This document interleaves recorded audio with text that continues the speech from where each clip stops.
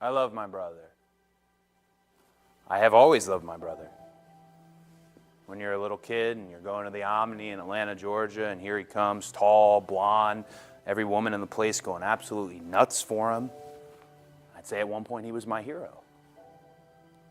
You know, there's this regular jilted and lazy trope commentators in wrestling will use. You'll hear them say, the prodigal son. And I have to wonder, I'm curious, who out there listening actually understands the morals and the implications in Luke 15:11 in that parable? There's two brothers. One does everything right. One works very hard, tries to keep his family whole. The other goes abroad, whores about, and makes every conceivable wrong choice you could possibly make. But it's the first brother who is equally in the wrong because he has an expectancy from the father for all his good deeds, and none of it mattered.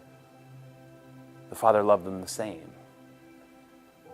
I've sat on enough couches telling my story to know which brother I am. I'm good with it. And this notion of brother versus brother, of natural versus nightmare, it's all very marketable, it's all very romantic, albeit not very accurate. What's accurate is that this match is generation versus generation. I am not here to kill Dustin Rhodes. I'm here to kill the Attitude Era. My entire lot, my whole class of peers has been compared to these gilded late 90s through the early 2000s for over a decade, and it's an utter sham. Sure, you paved the roads for us, but gosh, you set the speed markers at 35 because you are terrified of any of us putting our foot down on the pedal. You mean to tell me some pissant bodybuilder making every match a no DQ, meandering around the crowd, throwing the jib cam at his opponent compares with a Kenny Okada match? Or some bra and panty spectacular can match up with what the women did last September 1st? Or even Dwayne, as electric as it was, rhyming and raising, was it really better than what Punk said sitting on that stage? Listen, I am the least Rhodes of the Rhodes. But they gave me a pair of boots. I've got the basics. When you do something to death, when you ride something to death, that's literally what happens. When that animal can't go anymore and it falls out on the trail and you can feel the tension in its eyes, in its fluttered breaths of panic, and it knows it's going to die, and it wants to die. You don't just leave it because you love it.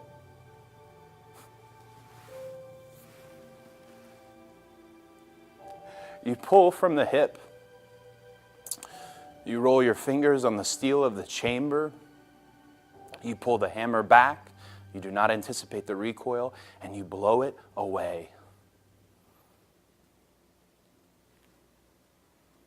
Like I said, I love my brother.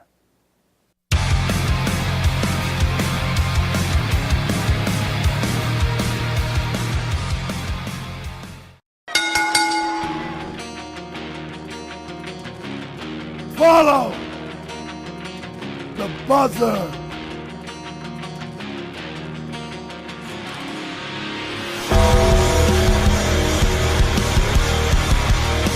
Rest in peace. Woo!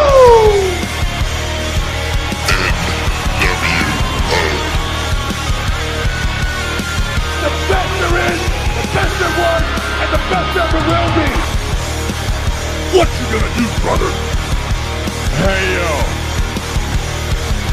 Can you see me now? Strategy my Oklahoma ass. Life sucks, and then you die.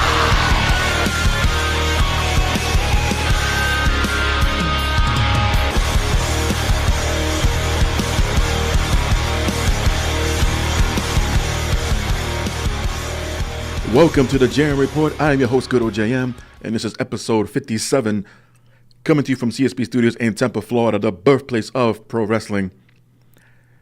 And, well, you know, it's an interesting week when they release a Sonic the Hedgehog teaser trailer for the live-action movie. Still don't know how it's considered live-action, even though the character's CGI. But I'm like many others who saw the trailer once, and once was enough, where at the end of the 2 minutes something long trailer, I was like, the hell was that? I knew something was going to be wrong when they had the teaser posters months ago, and it was just a pair of furry blue legs with sneakers on, jumping on, I believe, was the Golden Gate Bridge. As, oh God, what Sonic? I was so fearful that they were going to go with a hybrid or some kind of mutation storyline where Sonic used to be a human being and became what he was, what we got to see in the video games from Genesis. Boy, how close I was, because not only were the legs an awful giveaway, not only was the background, the backdrop, the worst one, the trailer drops, and the mass majority of people did not like it. So much to a point that the director, whose name I forget right now, reached out and notified Paramount Pictures, the apparent distributor of the movie, is going to go back and redesign Sonic more closely to its video game counterpart, the original Sonic. Now, I really do not encourage anyone, if you haven't seen it yet, good for you. If you're curious, please don't. I rather you guys read comments and maybe screenshots. And yeah, this is turned into more of a movie or a trailer review here than a wrestling program. But it just goes to show that where there's a will, there's a way. And if you make your voices loud enough, and at the same time, it all depends. In this case, it was just the movie director, and he heard your cries. He heard your sorrows. It's like, you know what? You know, they deserve better. For especially the ones that were waiting such a long time. When the idea before it was a concept of the possibility of having a movie that's not animated, based on Sonic the Hedgehog and all of his characters, all of his friends and enemies and whatnot. And say, you know what? I'm going to make those changes. And we'll see. We'll see. My only gripe is that they can't refilm the entire movie, because why in the hell is it based on Earth? Now, maybe at some point they left out in the trailers that, you know, Sonic teleported to Earth and he's here to save us or some bullshit like that. And not to mention the military is involved. Why is it that every time these characters come along, with the exception of maybe, you can't even say Super Mario Brothers, because in that movie, thank God it was the only one, they made the Goombas 8 feet tall and they became the military army for Koopa. Why is it always the go-to cliche that, here's a character, here's a being, here's an alien or whatever that's not from around here, obviously, teleported or not, we must kill it before it decides to endanger us. Like, well, forget about shoot first and ask questions later. No, kill it first. Anything left, then maybe when it's on life support, we'll ask questions.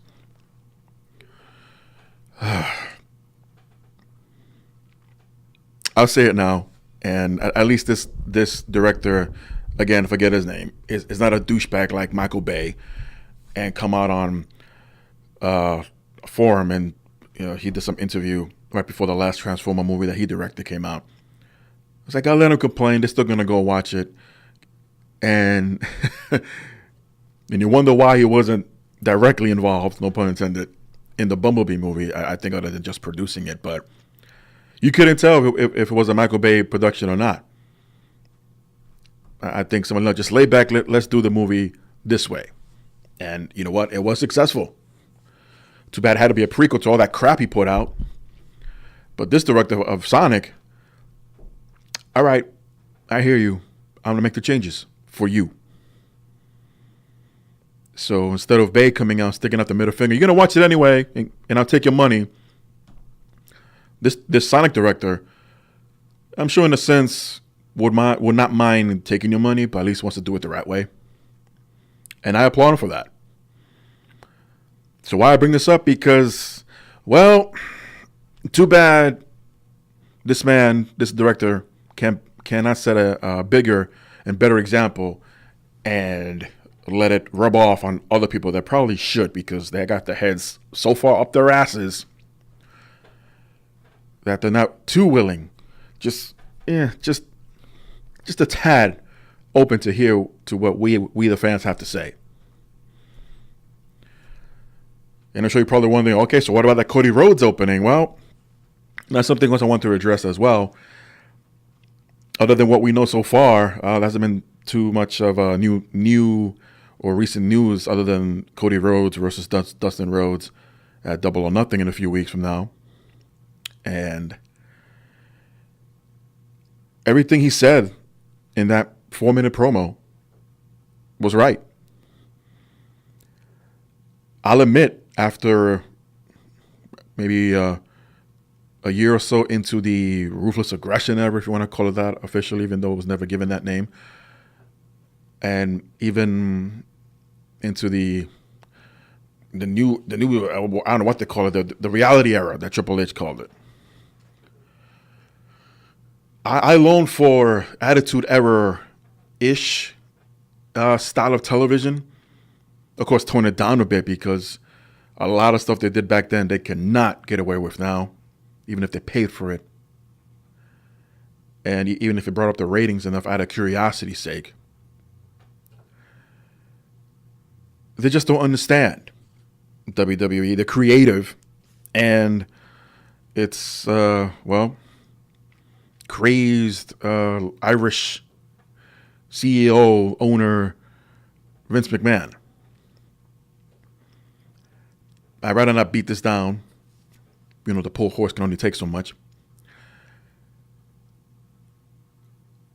But why? And it's ironic, too, that a Hollywood director is willing to make some changes, or a lot of changes, dare say, to a movie that many have been expecting for years. I dare say decades, to come out.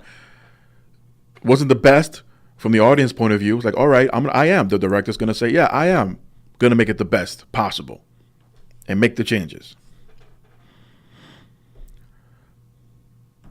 Other than that December speech that they gave us about, we've heard you, ratings are down, Raw sucks, we promise you this. So I don't think they ever said the words promise. But we can expect new faces, which we did in a draft that took a few months after the fact, but we did. We can expect new match types. Haven't really seen any. And no authority figures, which surprisingly, they kept to that front. They kept to the word on that. And the flip side is, their alternative to that is now the wrestlers on TV decide who should be in what match.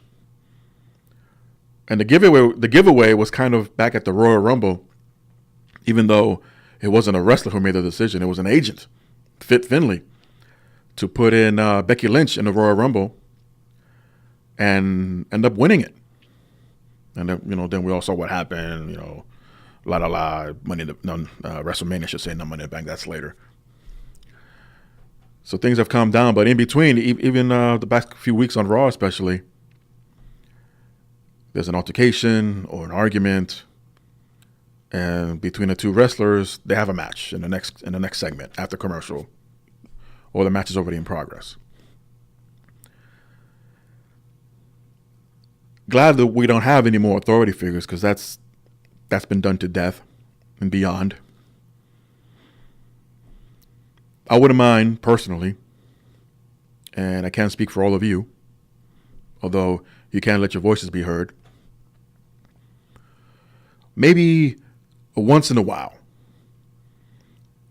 kind of like back in the day when we had Jack Tunney, the kayfabe president of the World Wrestling Federation, would make certain appearances, and they'll be spread out, maybe every other month, every other couple of months. But it wasn't every week. It wasn't every other show. But when he would come out to announce, especially when it came to the WWF Championship, he would make these huge announcements about the WrestleMania 4 tournament, about the WrestleMania 6 main event, about the 1992 Royal Rumble, where the winner becomes the new WWF champion.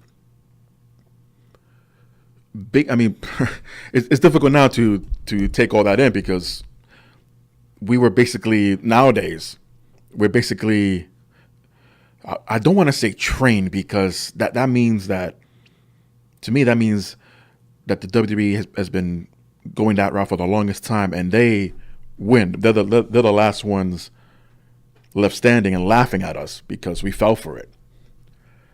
A lot of us have seen through that. It's like, wait a minute, this is what they want us to like, or want us to follow, or want us to, whatever their intention is.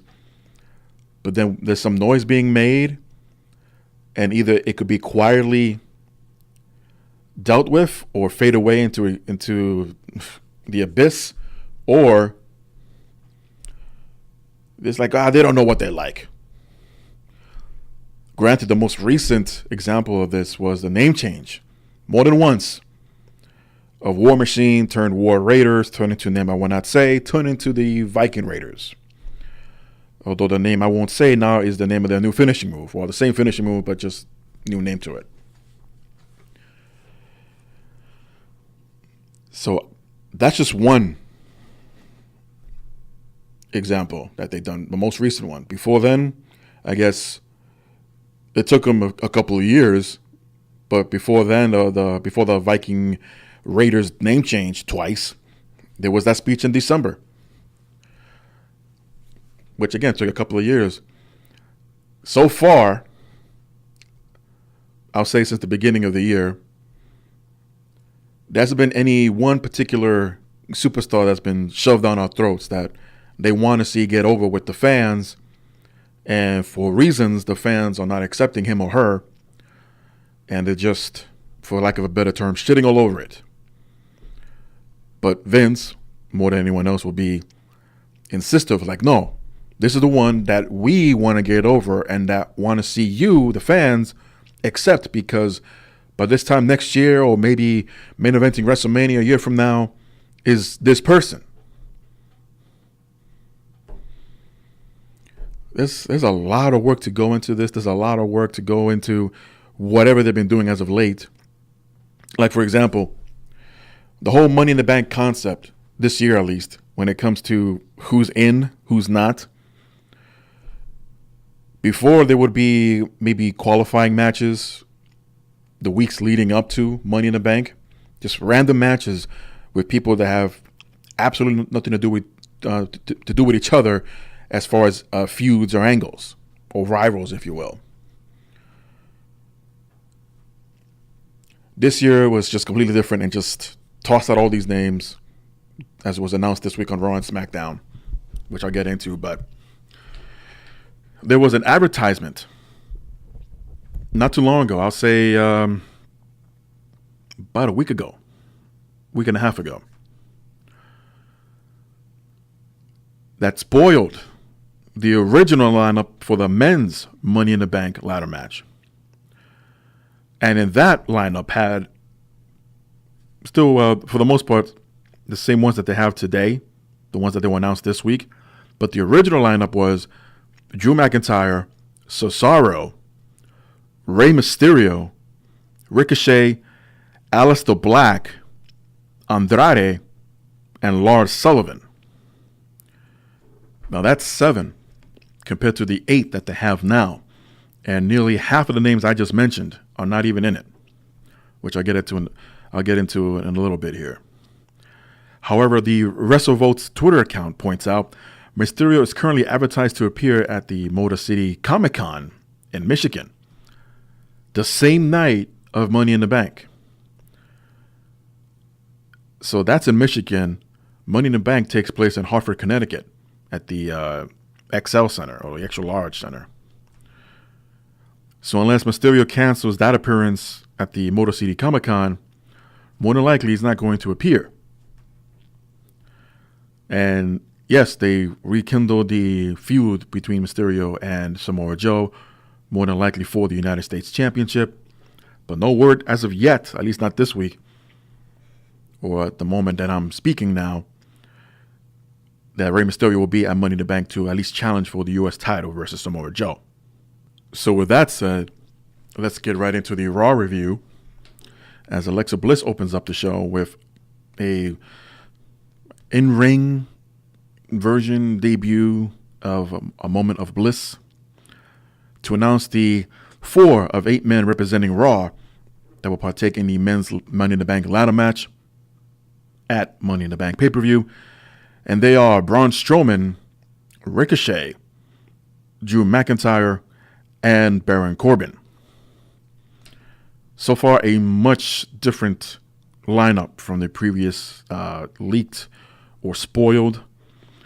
Again, no word if the changes were made because it was spoiled or literally plans happen or plans change, I should say, and decided to go a different route. Or if it had anything to do with Rey Mysterio not able to appear because of his other commitments. But of course, these 4 men get into a verbal battle. They go back and forth a little bit, and we get a tag team match. Braun Strowman teaming up with Ricochet, taking on McIntyre and Corbin. Once again, McIntyre saves face by not eating the pin, as Corbin receives a running power slam from Strowman, followed by a shooting star press by Ricochet combo to win the match. This literally segues into a match between the Usos taking on the Good Brothers of Carl Anderson and Luke Gallows. I bet at this point a lot of you forgot that they were even still in WWE after they're being drafted to Raw. But not so much has changed here, as the Usos deliver 2 super kicks to Gallows, while Jay delivered a suicide dive to Anderson outside the ring, and Jimmy does a superfly splash for the win. And here's where things get a little bit funny and interesting, maybe a little too funny, as the Usos seems to have added a comedy shtick to their persona, showing a cell phone video in the men's shower where Wilder is shaving Dawson's back. The Revival, they of course come out to defend themselves, saying, basically Dawson's saying that he's so bulked up he can't reach all the way around his body to shave his own back, asking his longtime friend and buddy Wilder to do so. And of course, the Usos were a little suggestive here in the relationship between the 2 former Raw Tag Team Champions. But this was the way of the Usos challenging the Revival for a future match, probably on the kickoff show for Money in the Bank.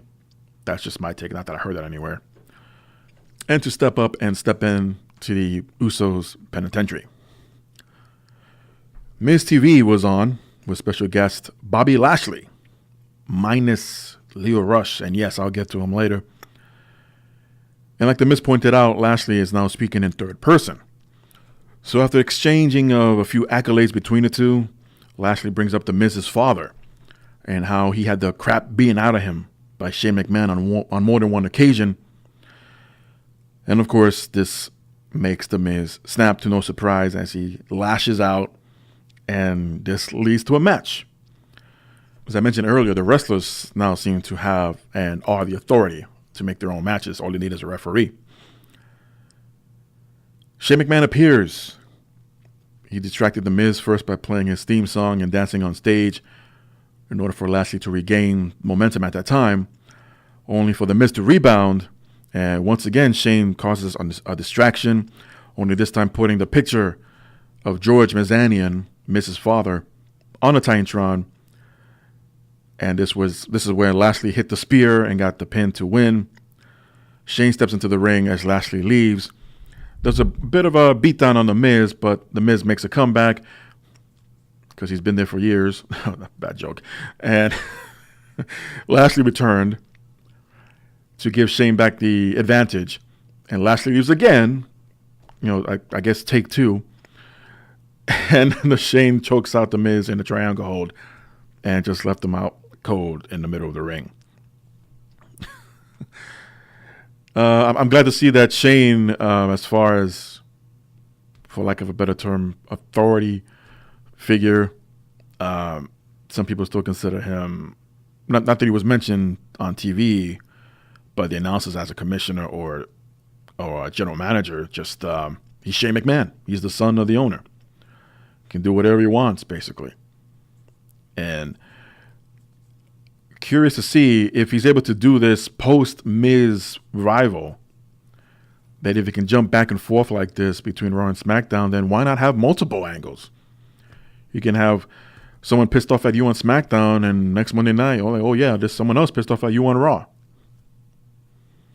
Make things a bit interesting. It's been done before. Unfortunately, it wasn't ever anything long-term, and the best example of that is Kevin Owens. Literally having multiple feuds or angles on every show, including NXT, because he was still the NXT champion at the time, and feuding on Raw with Cena, and on he'll make a few appearances on he'll make appearances on SmackDown, but didn't have rivals.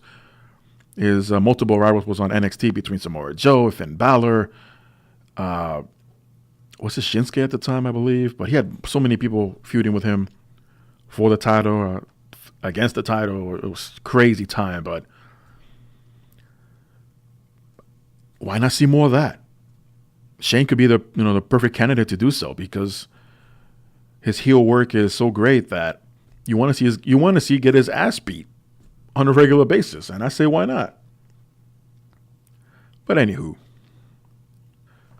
the NXT Tag Team Champions, the Viking Raiders, finally have a proper match with the Lucha House Party, and to assure of this, Lucha House Party jumped the Raiders first before the bell rang, and eventually it was Gran Metalik and Kalisto for their team taking on the Viking Raiders. But the Raiders proved to be too much, as the Lucha House Party were defeated by that finishing move name that I will not say, to get the win. And once again, the Raiders showing off, I should say, how skilled they are, how athletic they are, basically keeping up area moves with the luchadors here.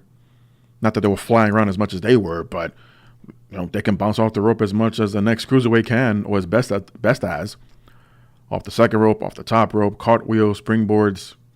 They did it here. And to see it performed by these two big men, I don't think we've seen a lot of big men teams, but not to this degree. I can't remember. Yeah, there was the natural disasters. There were but I don't ever remember seeing Typhoon or Earthquake performing cartwheel.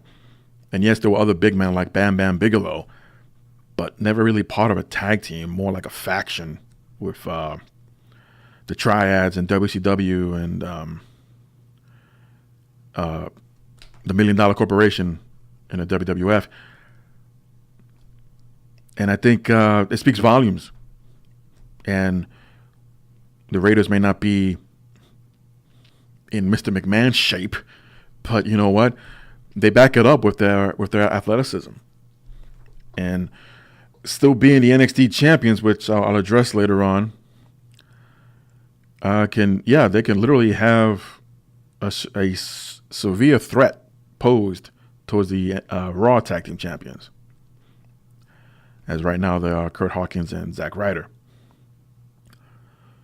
Alexa Bliss returned with another moment of bliss, only this time was on stage, to announce the participants in the female Money in the Bank ladder match to represent Raw. They were Natalya, Dana Brooke, Naomi, and Alexa Bliss herself. Now, there were so many people complaining about why is Dana Brooke in this.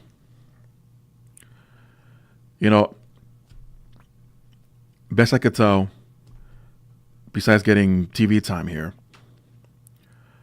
she's done everything asked of her. Whether it's to literally, I think it was back at Starrcade, and she was involved in a 6-woman tag team match. She was on a babyface team, only for the next night on Raw to be teaming up with the heels. This poor girl can't find a position to call her own. That's not being called by creative or someone else. But I thought she had potential. I mean, she's another athletic wrestler, a weightlifter, competitor, or a bodybuilder, if you will. And there was that horrible time where her boyfriend passed away about a year or so ago, and she took time off to mourn and come back. But at the same time, coming up from NXT, not sure if it was the butterflies or whatnot. It was just something wasn't clicking right with her, and essentially was taken off Raw for a while. And many thought like, well, maybe she's going back to NXT. Like, no, she never did. She was just somewhere in the back. And finally, when they started coming to these, the first ever women's this and women's that. Hey, we got Dana Brooke over here. Have a part of the first ever women's Royal Rumble, first ever women's Money in the Bank previously and whatnot. And ever since she started getting to, this is post WrestleMania this year, started cutting promos about that she's going to step it up. She wants to challenge, she wants to make a difference. I say, why not? The women's roster is stale right now. There are a few injuries. Ronda's gone for a while, maybe longer. If you're lucky that you're still on radar, you can be placed in the main event show, which I'll cover here after the Raw review. Might as well, because if you're not aware that they still tape main event and they won't upload until a month later on their network, then how the hell would you know anything took place unless you read it somewhere online? But I'm going to let you know here. First time ever. You're welcome. So, cut us some slack. I mean, there are spots to be filled near the top of the women's roster right now, especially on Raw. Becky's jumping back and forth because she's the champion. Whether that's a long-term plan, no one knows yet. We'll find out. At least we'll have a better idea of that after Money in the Bank. Remember the old hashtag a couple of years ago, give divas a chance? Well, why not give Dana Brooke a chance? For all we know, she might end up wowing everybody, win over the crowd, and be a top performer. Mountie gripe? Yeah. You know I had one. Have a better entrance. I mean, everyone knows that she's a workout buff, and anyone who follows me knows that I have my fair share of gym time. And I don't know, it's just constantly showing off her biceps on stage, on the ramp, on the apron, in the ring. I think after the first time, hell, pushing it is the second time. Yes, we get it. You have biceps. There are other different poses you can pull off and show off the guns or maybe some thighs or whatever. Then just double biceps all the time, man. It just gets repetitive. But at least the in-ring work has gotten better a little bit over So after Alexa Bliss announces herself as the final member of the Raw side of things for the Money in the Bank women's match, Naomi challenges Alexa Bliss, which she's not had too many matches as of late, at least not on Raw. She's had at least maybe 2 since the Royal Rumble. And of course, we go to commercial and we come back. It's not the match right away because those two are just still standing there staring at each other because we have another episode of the Firefly Funhouse with Bray Wyatt, who apparently was channeling his inner Picasso and creating a portrait of sorts to express his suppressed feelings. And we are introduced to Rambling Rabbit, who many believe was voiced by Shane Helms. And Bray shows the painting at the request of Rambling Rabbit. He turns it around, and it's the old Wyatt family compound being burned to the ground with Sister Abigail in the window. And the the noise effect here, you hear the fire burning, you hear fainted screaming in the background of presumably Sister Abigail. And then all of a sudden, Abby the Witch, no longer called Penny or Petty or whatever the hell her name was a week ago.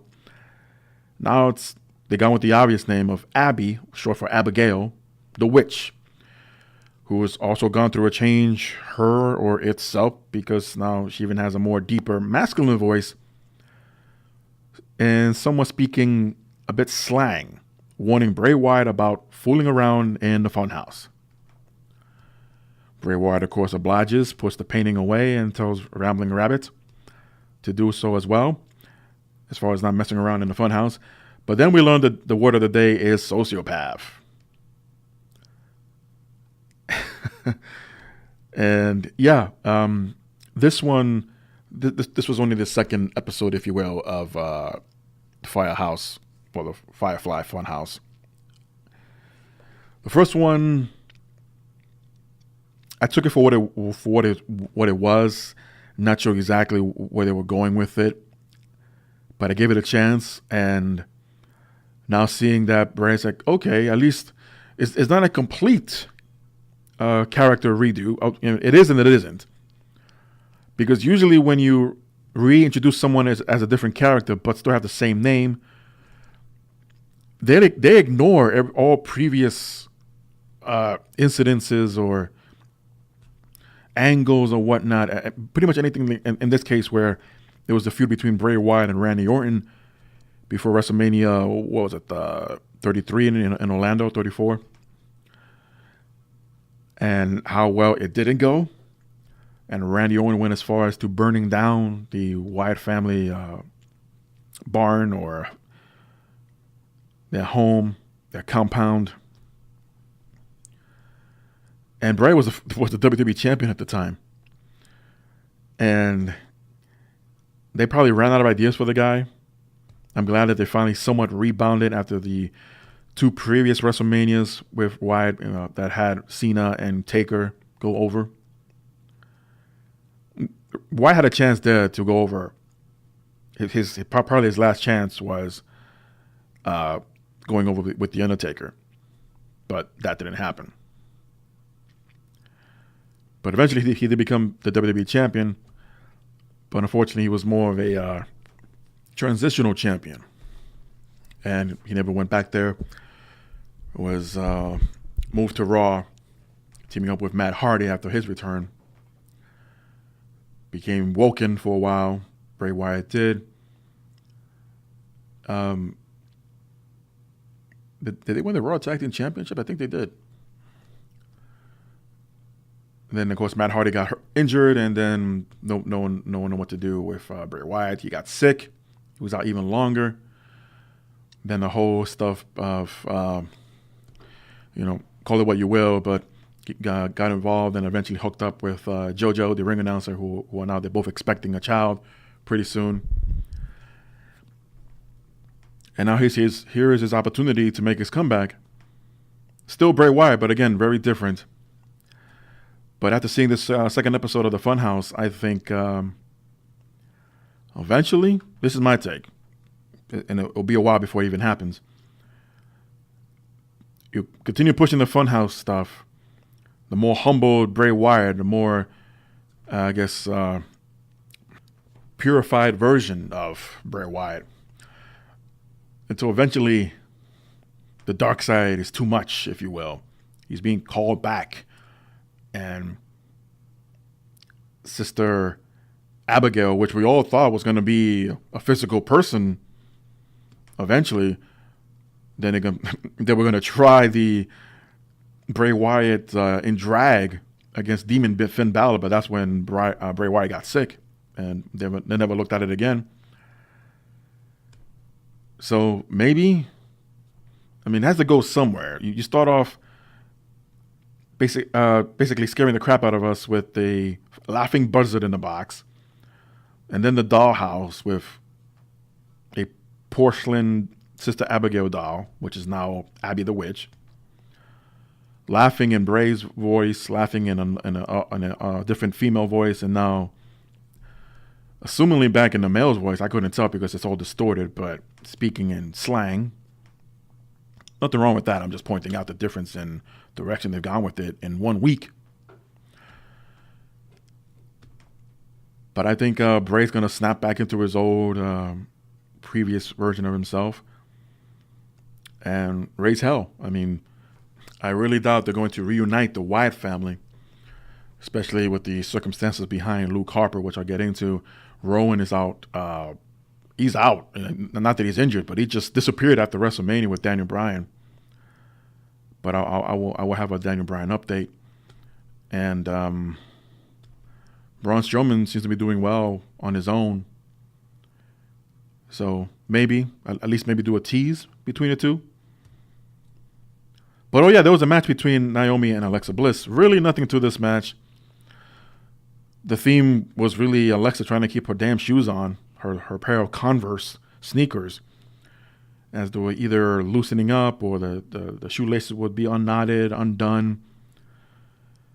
So Naomi just basically had enough of this, tried to drag Alexa by her feet, only for her shoes to come off. So that was done. And it was mercifully over with a top rope split-legged moonsault by Naomi onto Alexa to get the win. I'm aware of other stories out there about Alexa's limited in-ring performances as of late. At this point, we can only speculate as to why she's been out of the ring for so long, and on occasion get back in the ring. And even then, when she is, it is limited.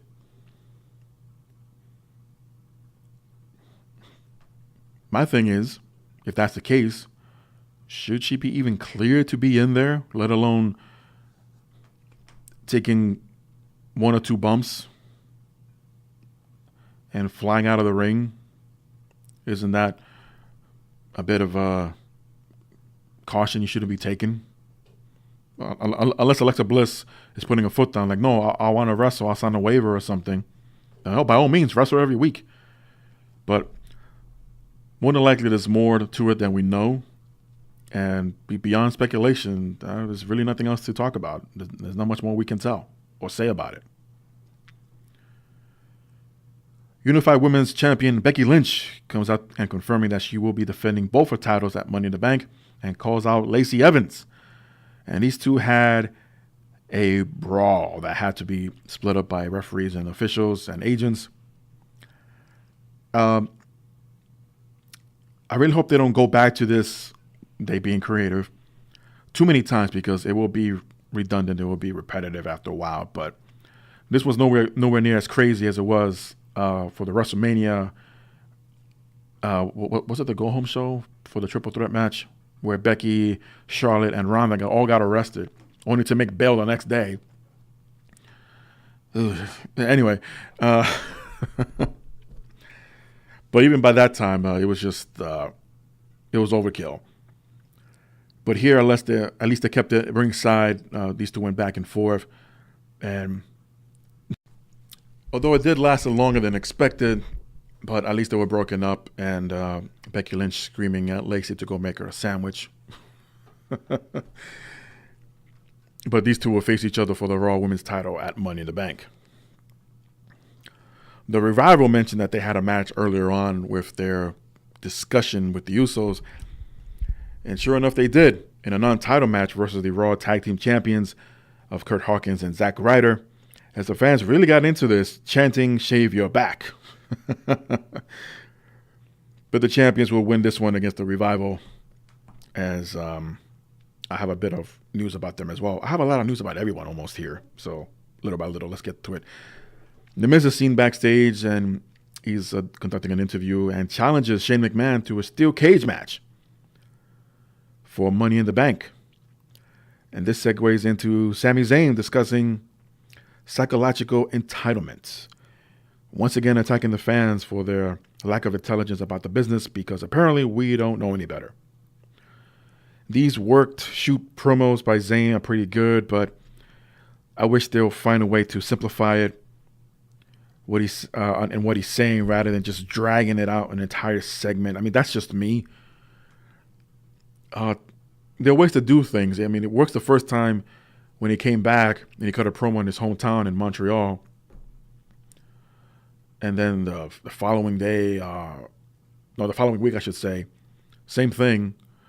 And then I'm pretty sure I'm not going in order here, but when he returned to Barclays Center and okay, we get it. Just get in the ring already, have a match. He's yet to have a feud. No one's come out to defend us. Is that coincidence? Is that by design? It makes you wonder who they're going to eventually end up choosing to feud against Sami Zayn. Right now, he's on Raw, so who's spared? No one. So unless they're going to wait till after Money in the Bank, so we're going to endure this for another 3 weeks. Again, I don't mind it as much, but if they can find a way to cut some time out of it, then it's just, you lose interest after a while. It's just way too long. But we do find out via Twitter that Shane McMahon has accepted the Steel Cage Challenge by The Miz, and they will go at it at Money in the Bank. U.S. champion Samoa Joe took on Rey Mysterio in the final match of the night. Definitely a much better showing here from Mysterio as compared to his WrestleMania match where he was injured with an ankle injury, unfortunately. So Mysterio counters a Nyoranagi attempt by Samoa Joe and turns it into a sunset flip, but from a vertical position, meaning Rey didn't have to jump over Joe. He just literally climbed and turned around on Joe's back and brought him down to his shoulders and got the 3 count. Now I made sure this wasn't botched or anything, so I watched it a couple of times, rewinding it. And no, Joe did not have his shoulders at any time, even though he complained about that he did. But the other obvious complaint would be, well, you were right next to the ropes. It was right there. And you can tell, looking back, Joe purposely avoiding touching the ropes. Of course, they could use. How can you use this? You can't. There's no defending this where Joe should have gone for the ropes. So it might have been a bad position in the ring, or maybe Joe over-rotated. Who knows? But Mysterio got the 3 count here, again, in a non-title match. More than likely, he'll get his said title match at Money in the Bank. And to top it all off, we saw him earlier, Dominic, Rey's son. He'll come out on stage, and it looked like as if Mysterio wasn't expecting it, because when Dominic put his hand on his shoulders, Rey jumped like a scaredy cat in an alleyway. And it's like, oh, it's you. I guess he must have thought he was being jumped again by some numbnuts, like at the Hall of Fame. And you don't see this often, and I'm sure others have done it, but I've never seen this. But I guess it has to happen, or it's expected to, where the son is taller, physically bigger than the father by a good foot.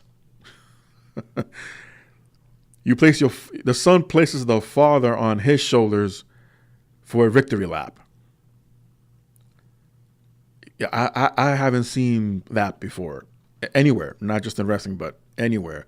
If I did, it was a combo of 2 or 3 people hoisting up the father or the uncle or whoever just won a competition or something, and it's their sons or nephews are the ones that are holding him up on his shoulders, on their shoulders, and celebrating around with the crowd. But I've never seen this before. It was a nice touching moment. Assuming if and when Dominic decides to follow his father's footsteps into the world of pro wrestling. And I want to say Rey could return the favor, but I don't know by then if Rey will be physically able to. The main event segment, or portion, if you will, was a contract signing between AJ Styles and Seth Rollins for Money in the Bank and the Universal Championship. AJ Styles was a bit heelish in his promos here. Gave off that vibe, I should say, telling Rollins that he wants the Universal title. Rollins reminding Styles that this is Raw and that he has to be more and better than phenomenal to take the title away from him. And the two men signed the contracts. Styles, as Rollins was signing his, Styles grabs the Universal title. Just to look at it, just to admire it a little bit. Rollins didn't take too kindly to this, so they go a bit face to face. But Styles hands over the belt back to Rollins, and Styles wanted to shake his hand. Instead, Rollins just held up the belt higher over his head, talking some more shite that we couldn't hear. And whatever it was enticed Styles to attack Rollins. And they brawl for a little bit, where Rollins kicks out AJ out of the ring and performs a suicide dive and takes out AJ. So he's down, Rollins back at the ring celebrating. That's how you do. That's how I burned it down, blah, blah, blah. Only for Styles to rebound, jumps back on the apron and delivers a phenomenal forearm and driving Rollins through the table. And it's Styles standing tall at the end of Raw as they go off the air. So this should be a good match. Maybe better than good. But these two can still go, especially Styles. And,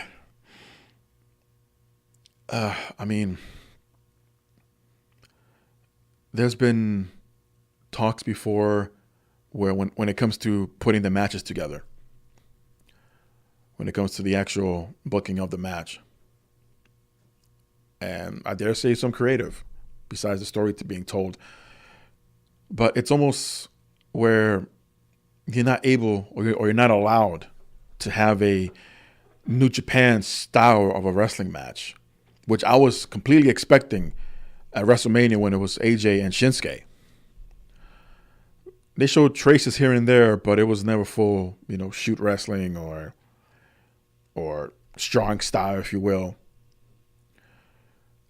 But here's yet another opportunity at that. Look how far Shinsuke has fallen. And he wasn't even on this week's episode of Smackdown. Getting a little bit ahead of myself. But should they do this every time? No. Should they do this at every pay-per-view? No. But I think it should be only done for those who have that experience. Styles does for sure. Daniel Bryan. Obviously, Shinsuke Nakamura. There are many others who have been through with New Japan and brought back that skill set, if you will, to the WWE, the Good Brothers, Finn Balor. I say, why not? Why not allow them to do that? Because the writing and the creative have to stop somewhere. But when it comes to the actual match, how to put it together, now I'm not saying to do like Macho Man Randy Savage did and literally write out the entire match with Ricky Steamboat for WrestleMania 3.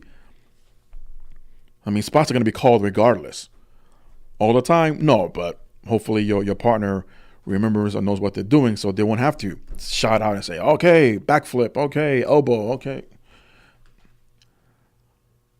I would love to see it. I can't remember a match ever even coming close to it. Maybe a couple of years ago when it was AJ Styles and Finn Balor, where Styles had to fly back up. I mentioned earlier where it was supposed to be Sister Abigail versus Demon Balor, but Bray Wyatt fell ill, and AJ Styles was flown in from South America within a matter of hours to make it to the pay-per-view. I think it was No Mercy. And this was right before it kicked off for Raw vs. SmackDown at Survivor Series. And AJ Styles and Finn Balor had a tremendous match. And the fans knew, they all knew their history, where they came from before, more specifically in New Japan, and showing off the respect that they did at the end with the too sweet hand gesture. And yeah, that was the closest one. And imagine, and I don't know how fatigued or jet lag Styles was. He had to have been some. But imagine if he was at 100%, how much more of a Japanese style wrestling match we would have had. But what they gave us, I was satisfied with. That was an amazing match. And it just, it won't hurt to have some of that. And again, yes, I did see The Undertaker's, it wasn't a shoot interview. It was more of a discussion, really. where he's telling, I think it was 2 or 3 up-and-coming wrestlers, and say, I mean, okay, you got your flips, you got your dives, you got this and that. Then what? To that point, I do understand. Also, with the next part of what he said, that a story must be told. You must tell a story. Which, again, I also do understand. Most of the time when we do watch a wrestling match as a wrestling match, all we know is that there's a good guy and a bad guy. Yeah, I know they don't say that anymore, but, humor me. And bad guy did this to the good guy, and now the good guy's coming back for revenge or payback or to have one up the bad guy. But it's almost, if you don't follow what's happened leading up to the match, and all you're seeing is just constant rest holds. What the hell are you telling me? As from a storyline telling point of view, what are you telling me? That the guy can't go beyond 2 minutes and just rest spot? Or maybe if I really, really want to dig into it, like, okay, this rest spot, even though it is called a rest spot, it's telling me that the villain or the bad guy can control the good guy, at least to that point in the match. He can have the advantage whenever he wants, just by simply slapping on that rest hold maneuver, or headlock, chinlock, arm bar, whatever it is.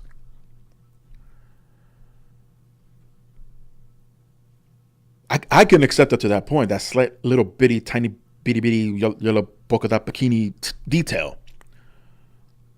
But if the commentators aren't doing their job as well, instead of fucking arguing all the time about who should be on top, who's the glamorous of the glam and all that nonsense,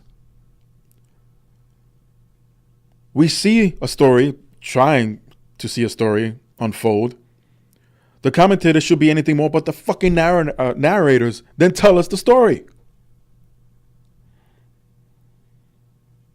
I still do it to this day. Once I hear these people's voices, not all of them, but the vast majority of them, once I hear arguing, basically talking about anything but the match, or talking about anything that happened weeks ago that have nothing to do with what's going on now, I tune it out. I mute it. On most occasions, I switch it over to the SAP option. For those who don't know, I'm bilingual. At least there, in translation, yeah, they also followed a script, but you know what? They actually don't argue, and that's a two-man team there for these international commentators. If you ever notice that, and when they do argue, it's just for that one little bit. Like, he cheated. What do you expect? He's been doing back and forth. And then that's it, because by the time they're done arguing, the wrestlers have moved on to the next part of the match. And they pick up from there.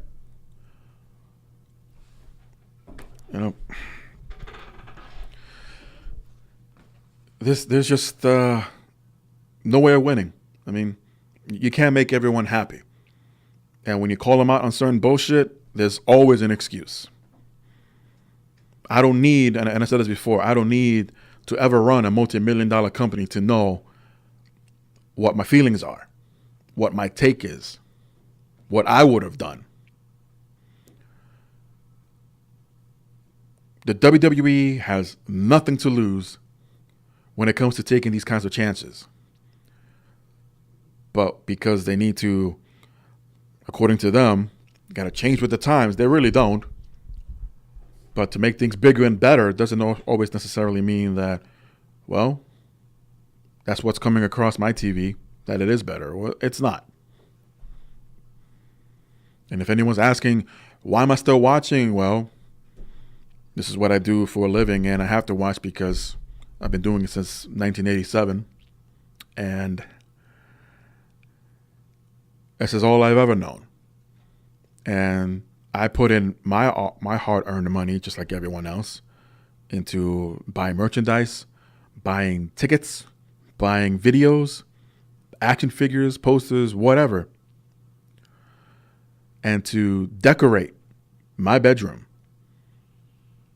of all of that collection being built for all these years to show off. Like many others who do the same or similar hobbies, habit, it could be a habit. I think I've earned the right to complain and still watch today's product compared to the previous years, point out the obvious differences, but still have the same man in charge. I'm not saying WWE has gotten worse. I can't, because their wallet backs it up. Their deals that they make, as ridiculous as some of them are, they are successful. But just like comparing the Sonic movie being changed because more than enough voices were heard and didn't like the final product, well, we don't want you to go home unhappy. We're going to change it for you. And yes, stories are told from one day, from one week to another, and eventually the good guys prevail and the bad guys get their comeuppance. And just going to repeat that only with someone else, maybe with a different championship in a different town. Yeah, I get that. So where am I going with this? It's the presentation. It's the delivery. Don't call it what it's not, and then you go out of your way to defend it till the cows come home, and then you just constantly do it for the next few weeks, few months, and nothing's changed. Damn the surveys, because they do absolutely dick when it comes to these changes. I wonder why I stopped getting them. Maybe I was being too honest. Yeah, I used to be one of those many people who received emails because I was always active on their website or on their network. And I would get these survey questions, usually 10, maybe a dozen, and I'll respond. Usually, half of them were usually yes or no questions. Most of them would have options. What would you do to change? And thankfully, they weren't always too obvious where they want you to give a specific answer that they can relate to and go with, oh, well, you guys voted for this. That was the point of the whole survey. Like, no. When I realized that I wasn't getting any more, oh, okay, well, maybe I was being too honest. Or they decided to randomly start sending these out. And I haven't seen one in a couple of years. So, you know what? Don't send it to me. I don't care. So, yes, the main event, the TV show, actually took place before Raw went off the air. And it had a few matches that won't see the light of day for another month on the network. But there was a rematch between Cesaro and Cedric Alexander. Also, there was Mojo Rawley taking on Heath Slater. And the Iconics, in a non-title match, took on Tamina, who is still around, and Alicia Fox. Rawley won over Heath Slater. Cedric Alexander got his win back over Cesaro. And the Iconics defeated. See, they got to win. Non-title. They got to win over Tamina and Alicia Fox. Again, we will never, ever know about these wins or specific people. Hey, how come they're like Mojo Rawley? They built him up, yelling at himself in a mirror for so long. Where the hell is he? He's our main event. Okay. Notice no Robert Roode anywhere. Heath Slater, like, well, I mean, he's a lifer, that's for sure. Everybody thought, well, since Nia Jax is gone, then no more Tamina. I'm like, no, she's still around.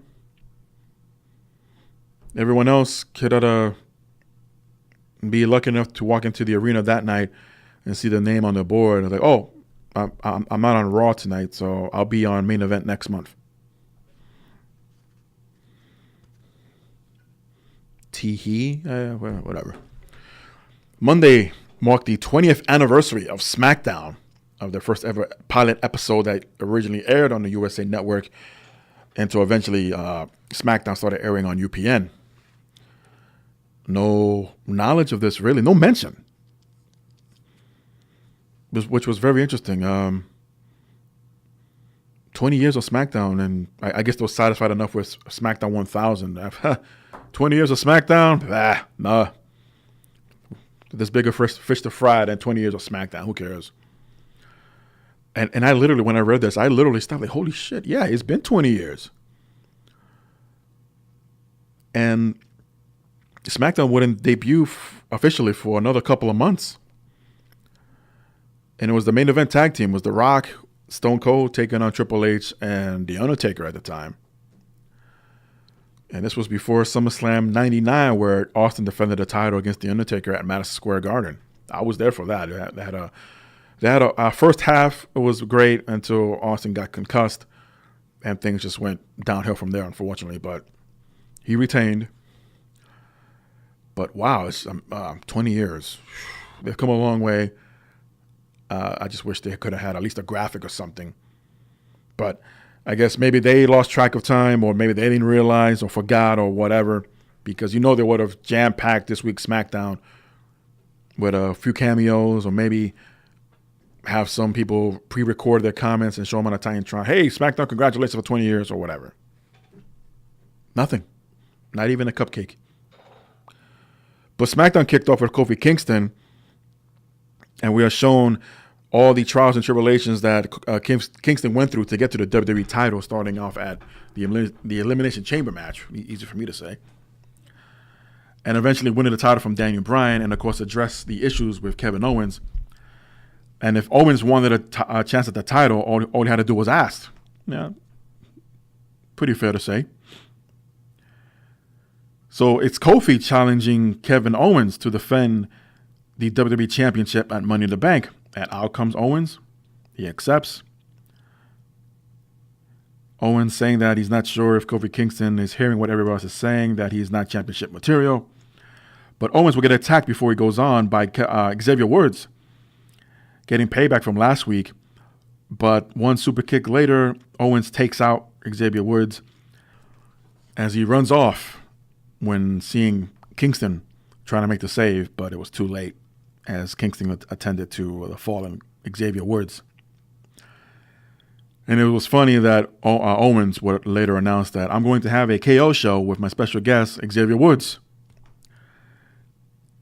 I guess he was trying to get some more shots in, but I'll get to that.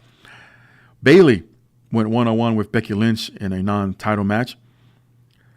And it was built as the first time ever that these two have wrestled each other ever in WWE, let alone SmackDown. So Bayley goes for a flying elbow drop, only to be countered by Becky bringing up her two knees and immediately placed her in the disarmor. Bayley would tap out, and just as quickly, Charlotte shows up, delivering a big boot to Becky Lynch and throwing Bayley into the ring post, and walks away laughing. Of course, Charlotte has a title match against Becky Lynch for the SmackDown Women's title at Money in the Bank. We hear from Aleister Black, yet to officially debut as a member of the SmackDown brand roster. But here he is backstage in a black suit and a black backdrop.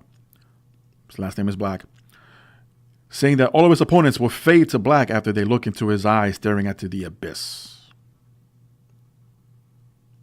Creepy.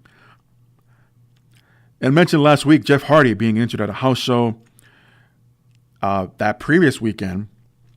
And it was mentioned that the Hardy Boys would have to surrender the SmackDown Tag Team Championships almost nearly a month after winning them from the Usos before they jumped to Raw.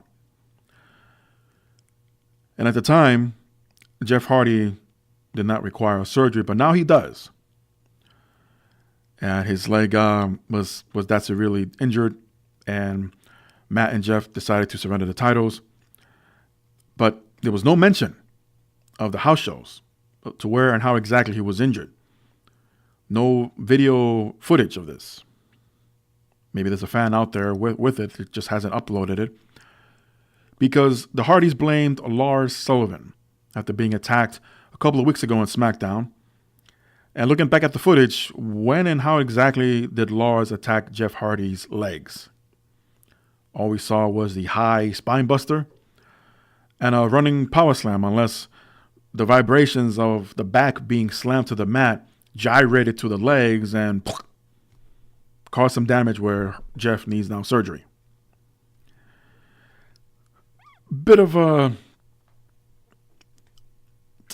let's face it, it was a lame excuse, but it does give credibility and builds up more of the Lars Sullivan character being this unstoppable monster, taking out the tag team champions here, forcing them to surrender their titles,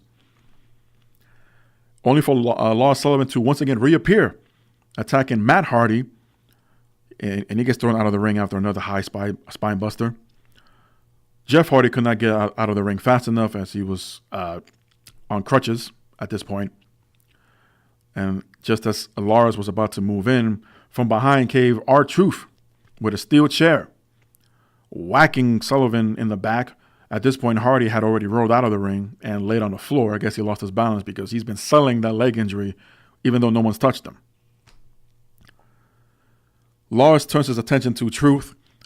He would punch away the steel chair out of Truth's hands and deliver another spine buster and a running power sit-down power bomb, and leaving everyone in waste in ringside. So yes, they're continuing to build up Lars Sullivan, and as mentioned earlier, he was originally supposed to be in a Money in the Bank ladder match, but I think going this route, keeping him a little bit more grounded, but eventually he's gonna have to step into the ring more than likely against R-Truth and prove his worth. How much more dangerous can Lars Sullivan get on the main roster? Unlike Raw, we get no in-ring presentation of the men that will represent SmackDown for the Money in the Bank ladder match. Instead, we are showing a graphic that is filled in first by the Raw participants, and then one at a time, you fill in the SmackDown guys. They were Ali, Andrade, Intercontinental Champion Finn Balor, and Randy Orton. At this point, Randy Orton has been with the company so long, I think he's the lone survivor of the OVW class of 2002. What about Shelton Benjamin? Exactly, what about Shelton Benjamin? Where the hell is he? But from the Cenas and the Lesnars and the Batistas and the Shelton Benjamins, of course, Randy Orton's still going. Should have been fired a long time ago with that third strike of the wellness policy, but hey, he found a way to amendment and someone else found a loophole for him, so it is what it is. Asuka and Kairi Sane teamed up here with Paige in their corner, taking on two local talents who unfortunately were never named, not even by the commentators or the ring announcer. But one of them was a awful cosplay image of Poison Ivy from Batman. But Kairi Sane will deliver the insane elbow drop to, quote, Poison Ivy, end quote, to get the win. This whole time the Iconics were ringside, and you will never know unless you heard them on the microphone. They weren't announced either. But eventually, it appears, at least on the SmackDown side of things, that Kairi Sane and Asuka might be the next ones in line for its Tag Team Women's Championship match. So, one of the next questions will be then who's going to fill in the women's Money in the Bank slots for the SmackDown side? Well, Sonya Deville and Mandy Rose were having a discussion of who should it be to represent SmackDown. And at first, they were both going back and forth. No, you deserve it. No, you deserve it. Till finally, Sonya Deville was insistent and bowed out of her position and gave it to Mandy Rose. So Mandy Rose is now in the Money in the Bank ladder match. And we will find out the remaining participants later on. Roman Reigns comes out to address the situation with Vince McMahon after he Superman punched him a couple of weeks ago, and to address the attack from Shane McMahon and Elias the previous week. Shane McMahon himself will come out and put Roman Reigns in a handicap match against the B Team, who are now on SmackDown, with special guest referee enforcer Elias, who would be ringside. Reigns nearly had the match won at one point, but Elias pulled out the referee during the 3 count, and Elias goes for the guitar. But Reigns will deliver a Superman punch instead after ducking out of the way and spears Curtis Axel to get the pin and win. Just like the night before, members representing SmackDown involving the Money in the Bank ladder match, the two faces and the two heels will team up to take each other on as Finn Balor and Ali versus Randy Orton and Andrade. With a combination of a sling blade and a 450 splash, Ali and Finn Balor win the match. Randy Orton would pull off his old shtick of attacking from behind and RKO to Finn Balor, but Ali was able to fight him off and throw him out of the ring as he was the lone survivor standing tall at the end. We find out through an interview that Ember Moon will be also participating in the women's Money in the Bank match, only to be interrupted by another participant, that being former Money in the Bank winner Carmella. And I literally forgot to mention this earlier. During her match, Bayley will be the fourth member of the Money in the Bank women's ladder match at Money in the Bank. So all the slots are filled. Not once was there ever a qualifying match or a battle royal or anything like that. Just randomly pick these names out of a hat and they're in. And this led to the final segment of SmackDown, which was the said KO show. Kevin Owens was about to interview Xavier Woods, but realizing that he was hurt, couldn't make it. So interviewing action figures of Big E and Xavier Woods, as you placed them on a chair, on this high chair, only to be flipped over and verbally attack Kofi Kingston, and that at Money in the Bank he will take the WWE Championship from him. And I like what they did here, where we all knew Kofi Kingston was going to appear. And usually what happens is that their song is heard and then they appear. Sometimes maybe through the crowd, giving away the surprise that, oh, we know he's coming. Where is he? But as Owens was going on in his promo, you see in the background Kofi Kingston not sneaking, but just real slowly walking out straight down the aisleway. And he goes from out of focus to in focus, and he looks pissed. So Kofi, not even halfway down the rampway, he takes off his shirt and just runs. He beelines towards the ring. Owens not backing down. He stood his ground, and these guys throwing punches and haymakers in the ring, out of the ring, on the announce table, to a point where Kevin Owens couldn't take it anymore and just jumped over the railing and left through the crowd.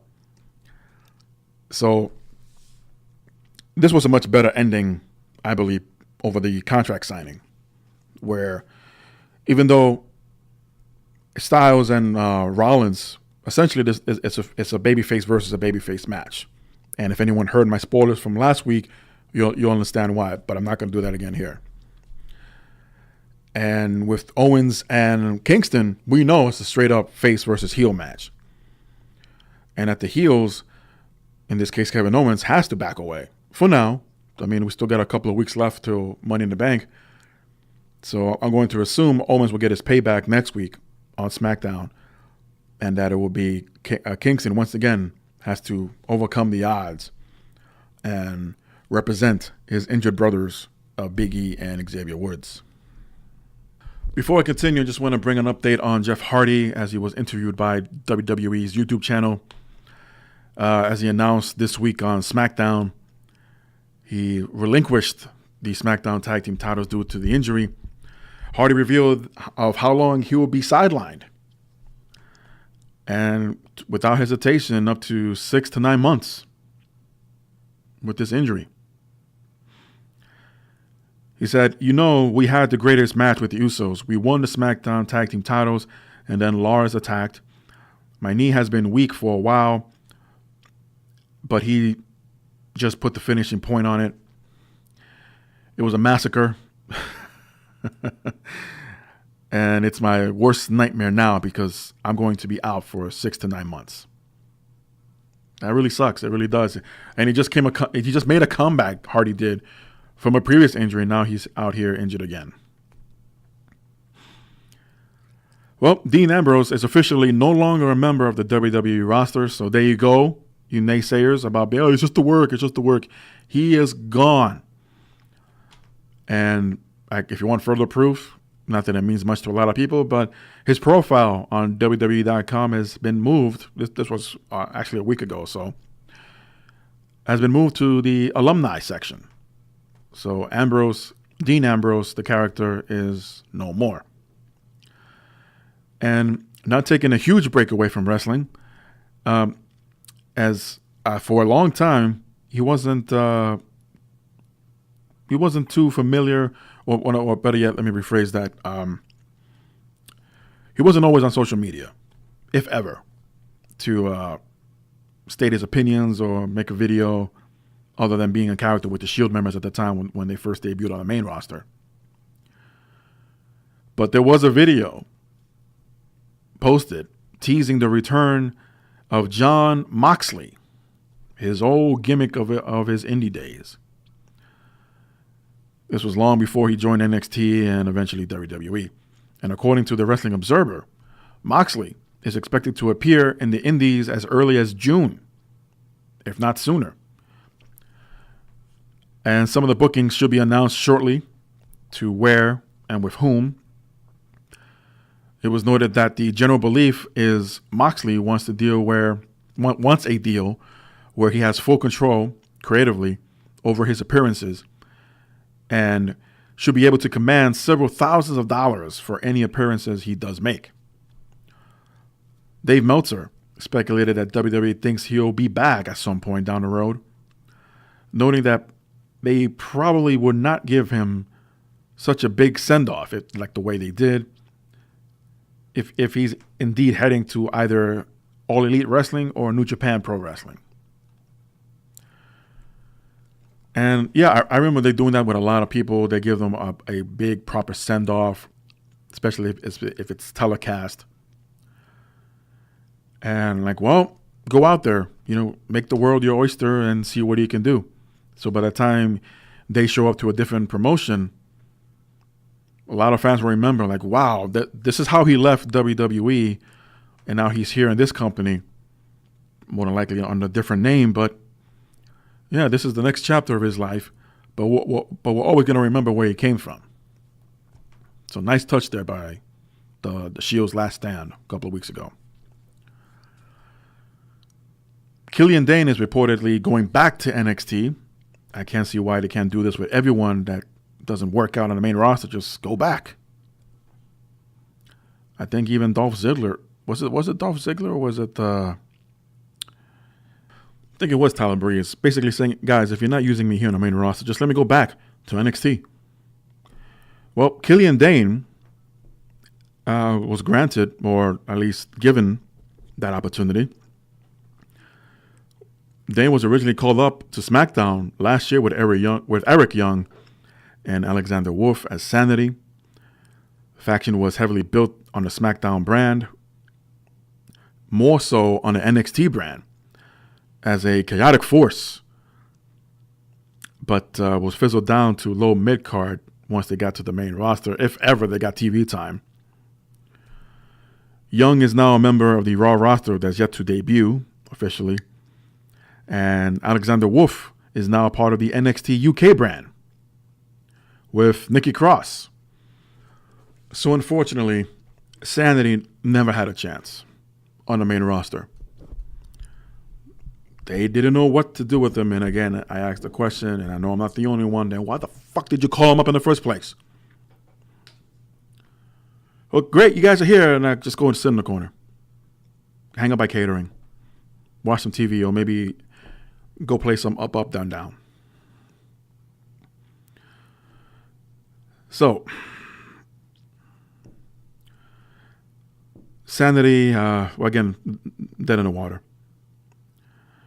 Cross is married to Killian Dane, so I don't know how they're working that out, where Killian was sent back to NXT, and Nikki Cross, no pun intended, is across the pond with NXT UK.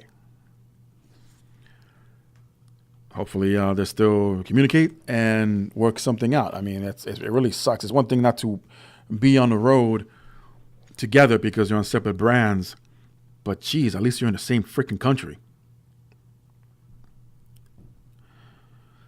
WWE confirmed earlier this week that their next event in parts unknown, advertising 8 superstars, including Bill Goldberg, the Hall of Famer returning to the WWE in a yet determined position, or match, I should say, taking place on June 7th. That's a Friday night at 8 p.m. local time in parts unknown. For those who don't know,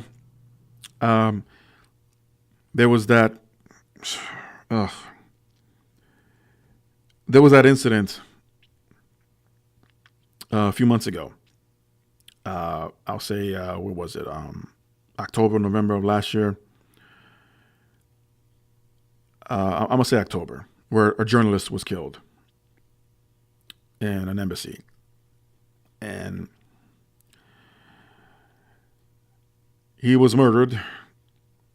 And I don't think they ever found his body. But he was there just to pick up paperwork so he can marry his fiance and just move on with life. And by the way, he was an American journalist. Spoke out against said people from parts unknown. And at the time, the WWE was placed in a very difficult position. Though it was never mentioned, though it was never publicly stated, but it was feared on their part, WWE, that had they backed out of the event or even rescheduled, that they will be in violation of the contract that they signed with said country for the next, at that point, 9.5 years.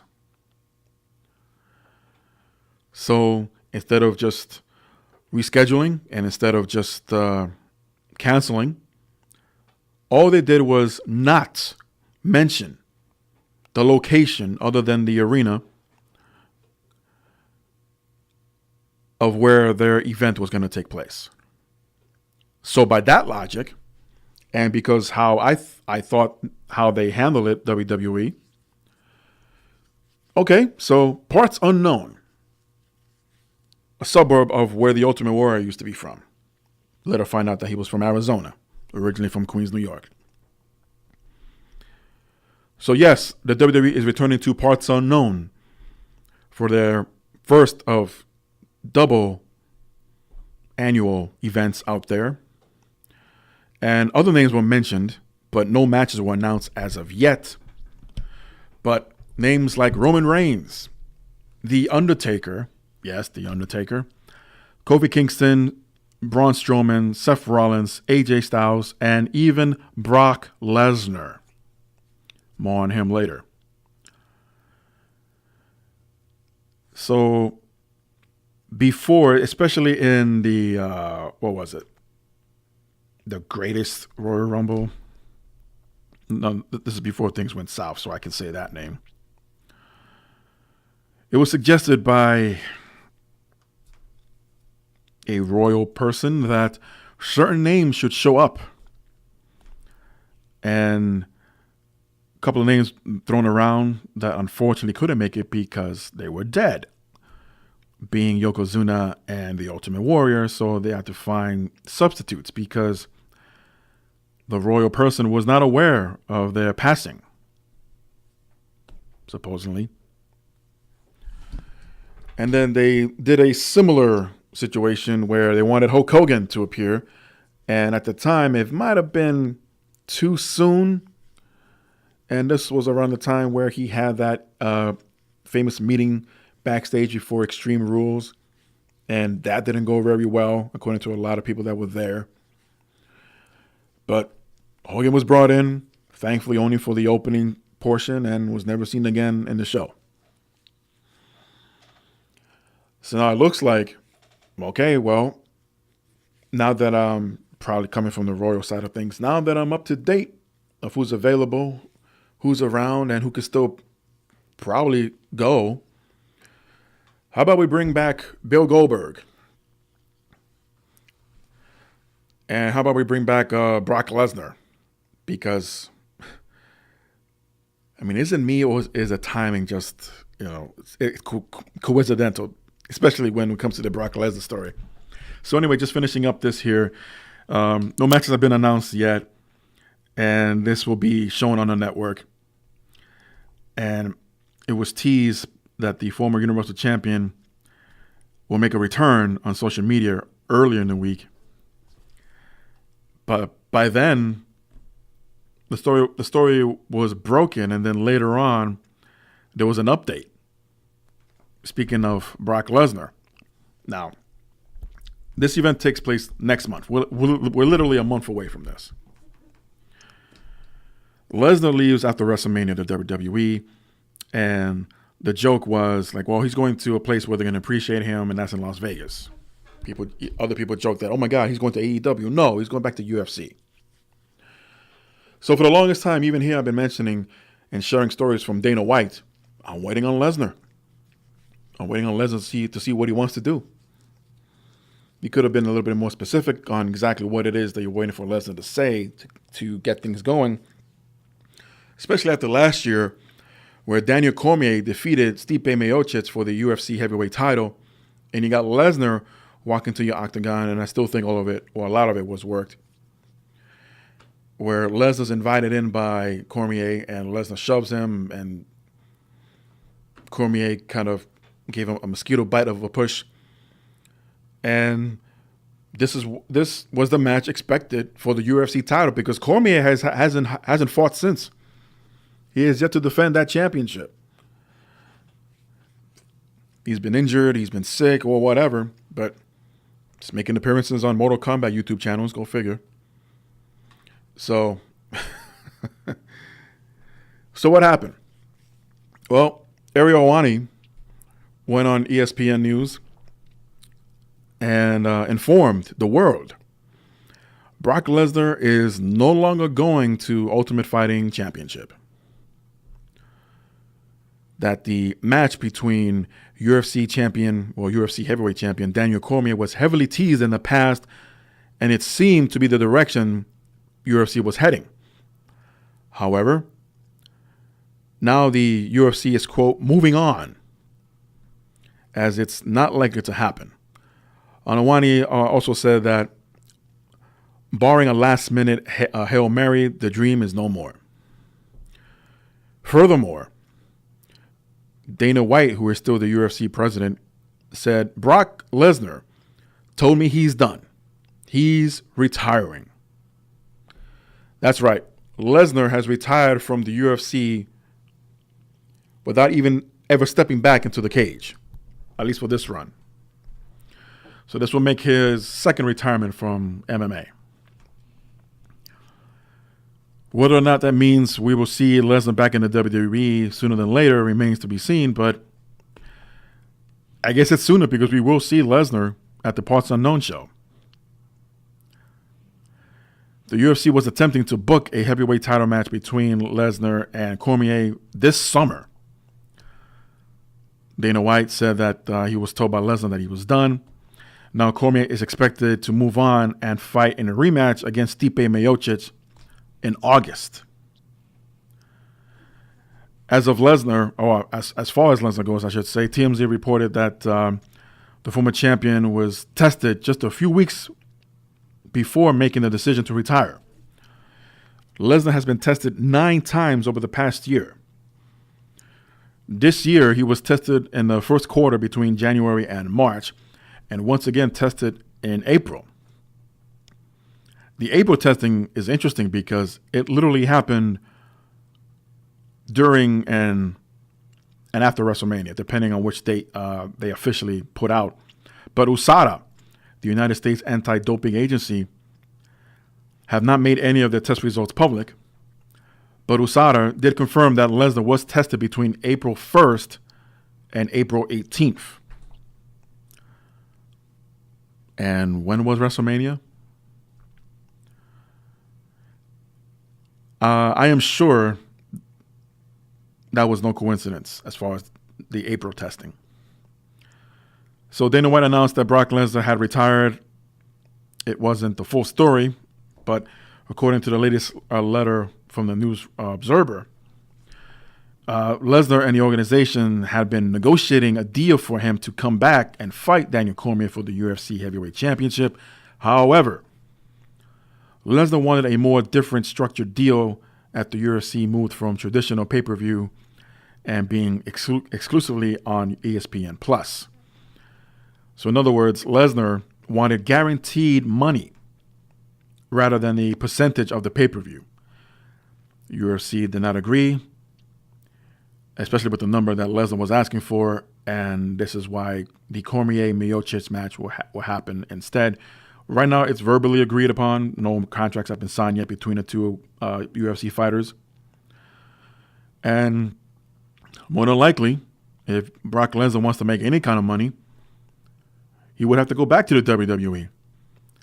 So his contract was extended, WWE was, I think, for the rest of the year. So he's more than likely going to be renegotiating that or extended. But of course, that means having limited dates with the guy, starting off in June with the Parts Unknown event. And more than likely, I'm going to rant about it other than say anything else. But do not put the Universal Championship back on this man. Do not. In other news, Daniel Bryan is reportedly cleared to return to the ring and should be on WWE TV real soon, according to the Wrestling Observer. It was still unclear of what exactly the issue was because everything was kept in the dark, on the wraps, as Bryan was sidelined after WrestleMania with an injury. And it is noted that Bryan was at Smackdown this week in Columbus, Ohio, and could return to storylines on the show as soon as next week. Bryan is still scheduled to appear on the WWE European Tour in the next few weeks for their tapings, where he's currently scheduled to compete in a triple threat match with Kevin Owens and Kofi Kingston for the WWE Championship.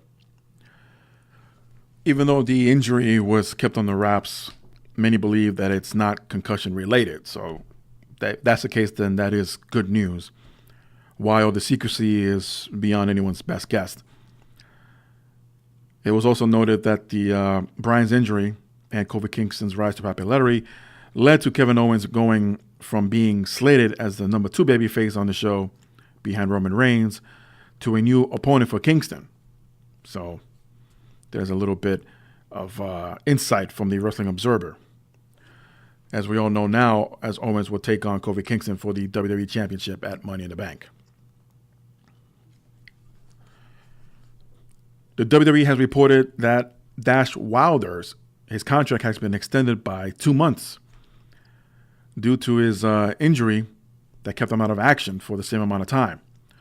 According to Bodyslam.net, Wilder will see his contract extended thanks to the missed time in 2017 while recovering from a broken jaw. Wilder was reportedly in the news thanks to rumors that the Revival had turned down a contract extension after the Revival team was unhappy with how things were going with them on the WWE main roster of Raw. Adding more detail was Fightful.com. It was back in January when it was first surfaced regarding the WWE tag team of the Revival, Scott Dawson and Dash Wilder, discontent of their position in the company. After asking for their release from WWE, the duo was asked to wait things out for a few more weeks before making a final decision. What followed was a Raw tag team title reign, and then a moment at WrestleMania, only to lose the titles to Zack Ryder and Kurt Hawkins. However, nothing much has been truly changed for the pair, if you think about it. And that doesn't change the fact that the WWE wants to retain the tag team as a whole.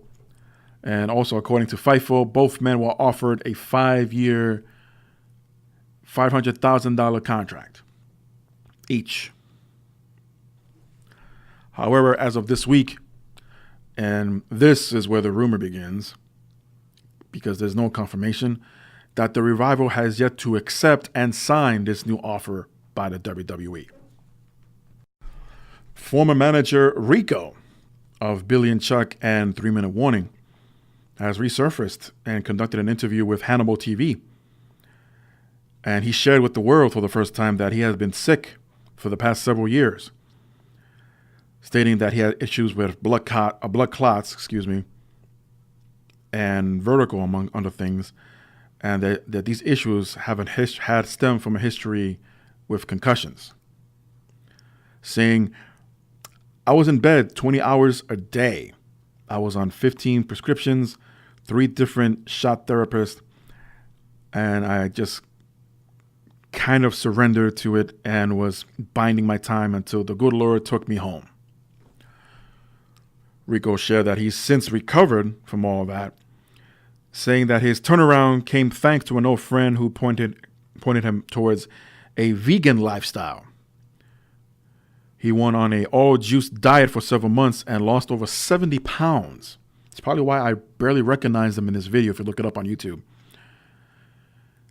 And the interview also talked about him being back in the gym 3 days a week for the past 7 weeks, and seems to be getting much higher spirits about the future. So, wow. When it comes to concussions, unfortunately, it's different for everyone.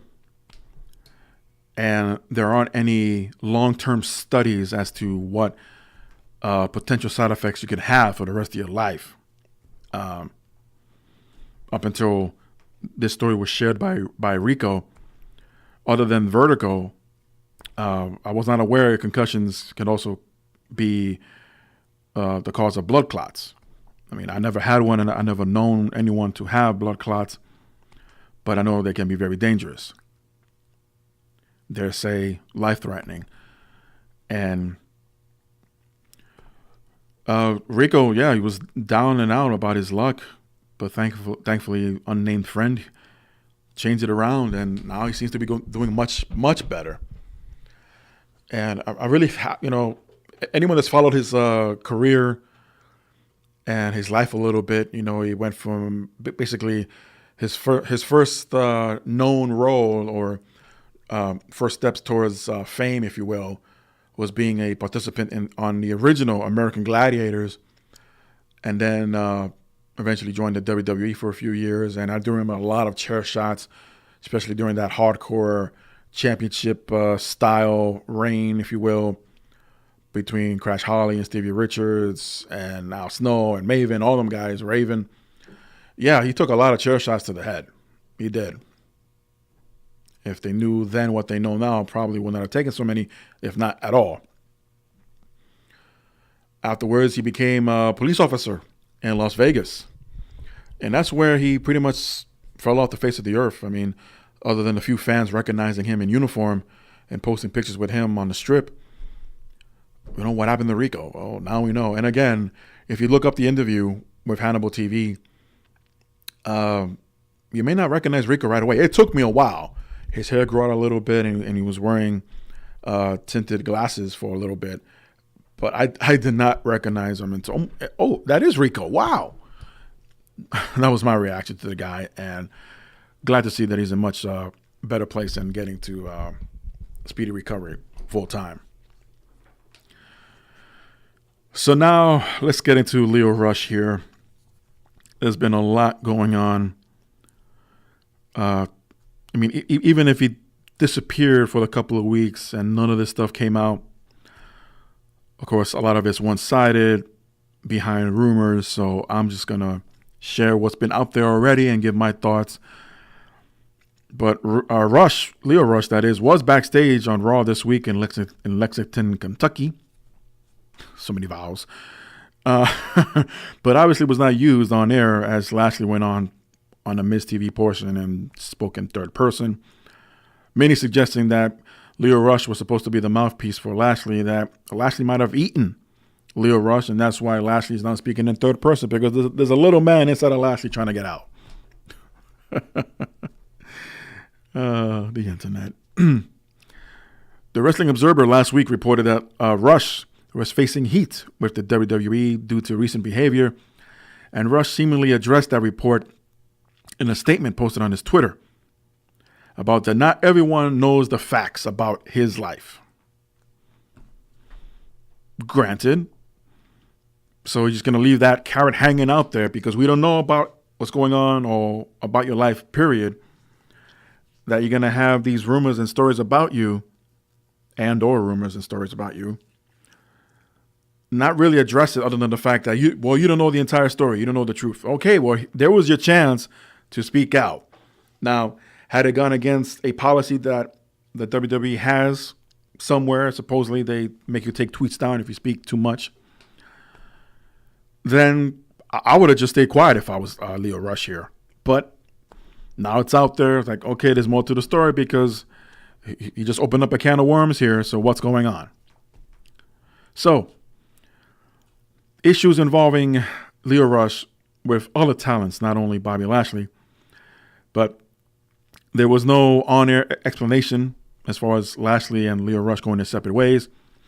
But all of this dates back to November 2018 when he blew off a unwritten backstage etiquette where for the junior members of the roster, especially on overseas tours, include tasks such as setting up the common area for socializing and providing water to the talent returning from the ring.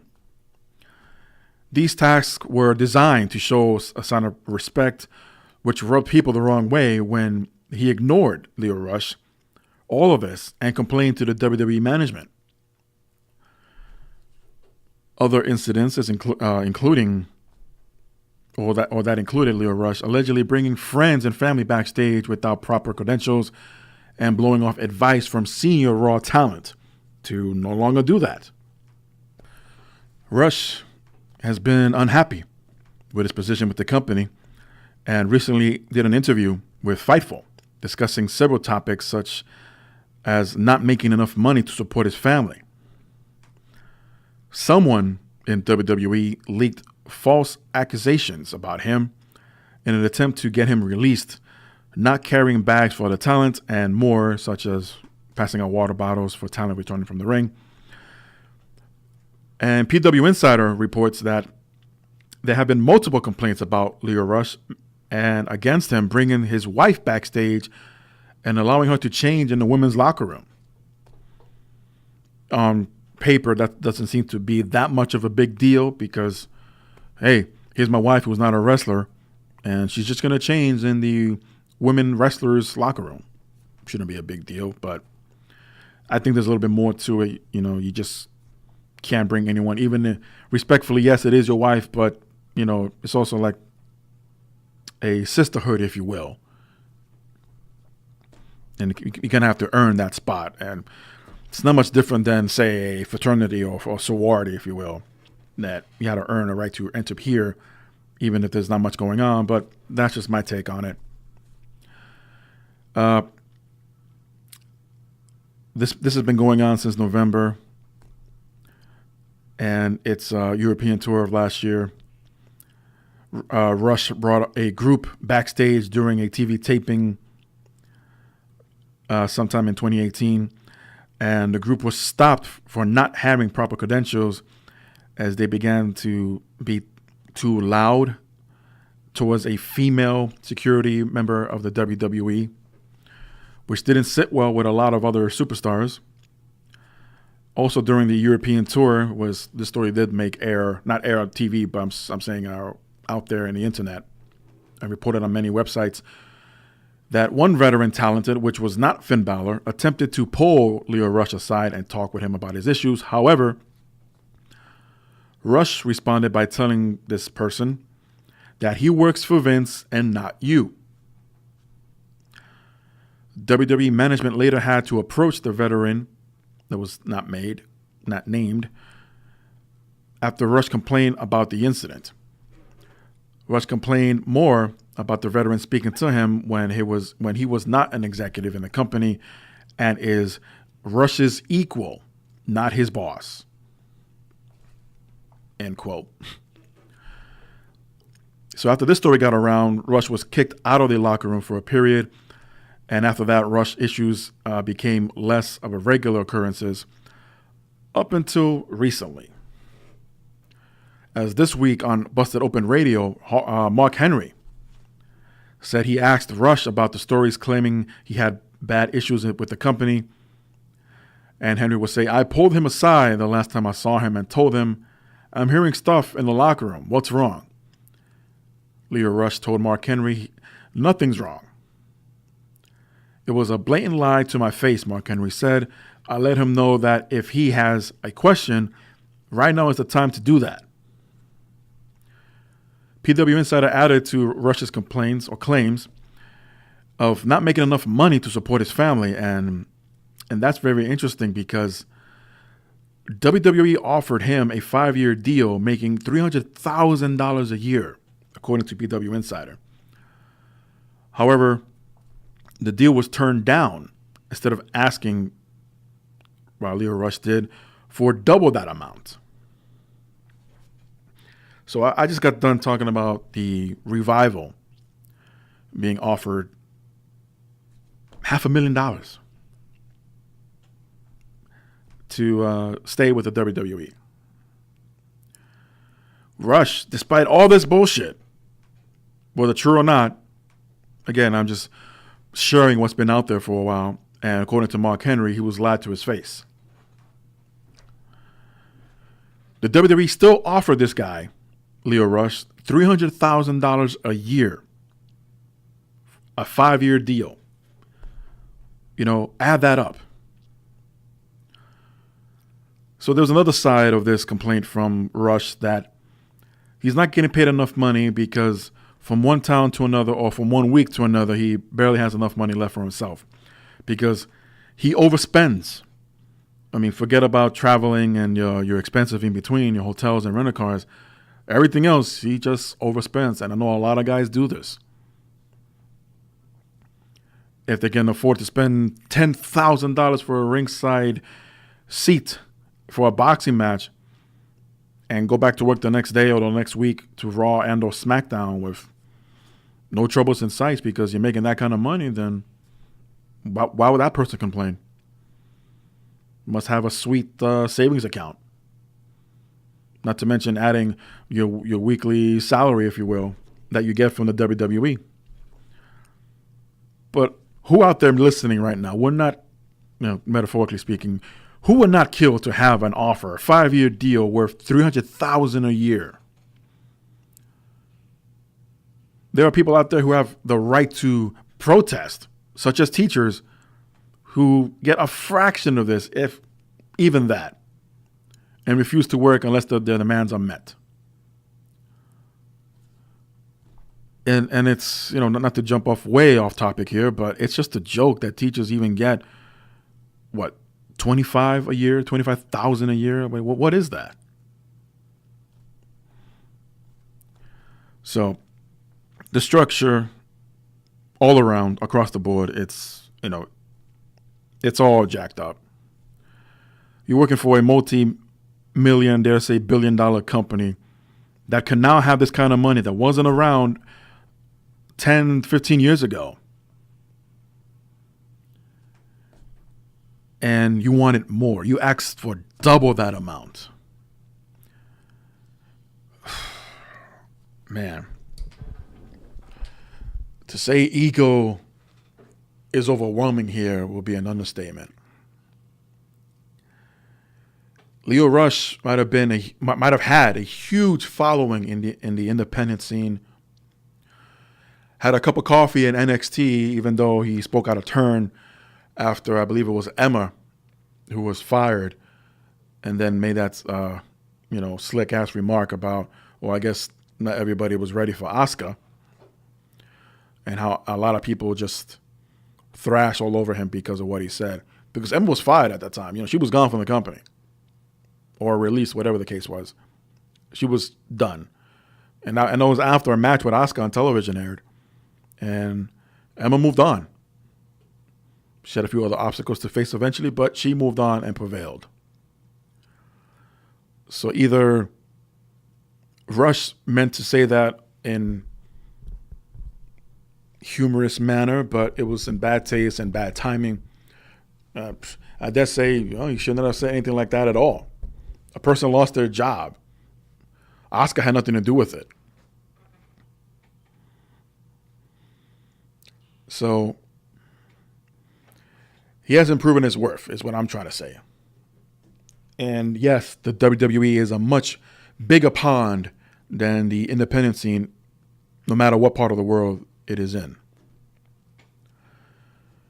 Maybe he's too young.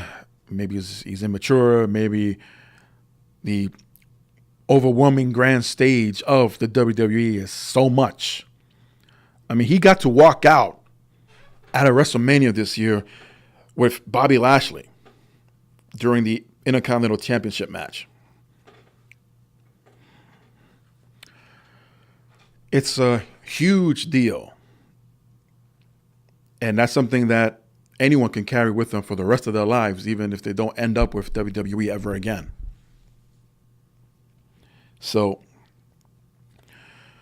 other than what we've heard, other than what was given from both sides of things, it would not surprise me, and I'm sure not too many of you loyal listeners, if you end up hearing that the WWE has come to terms and has released Leo Rush from his contract. We wish him all the best in his future endeavors.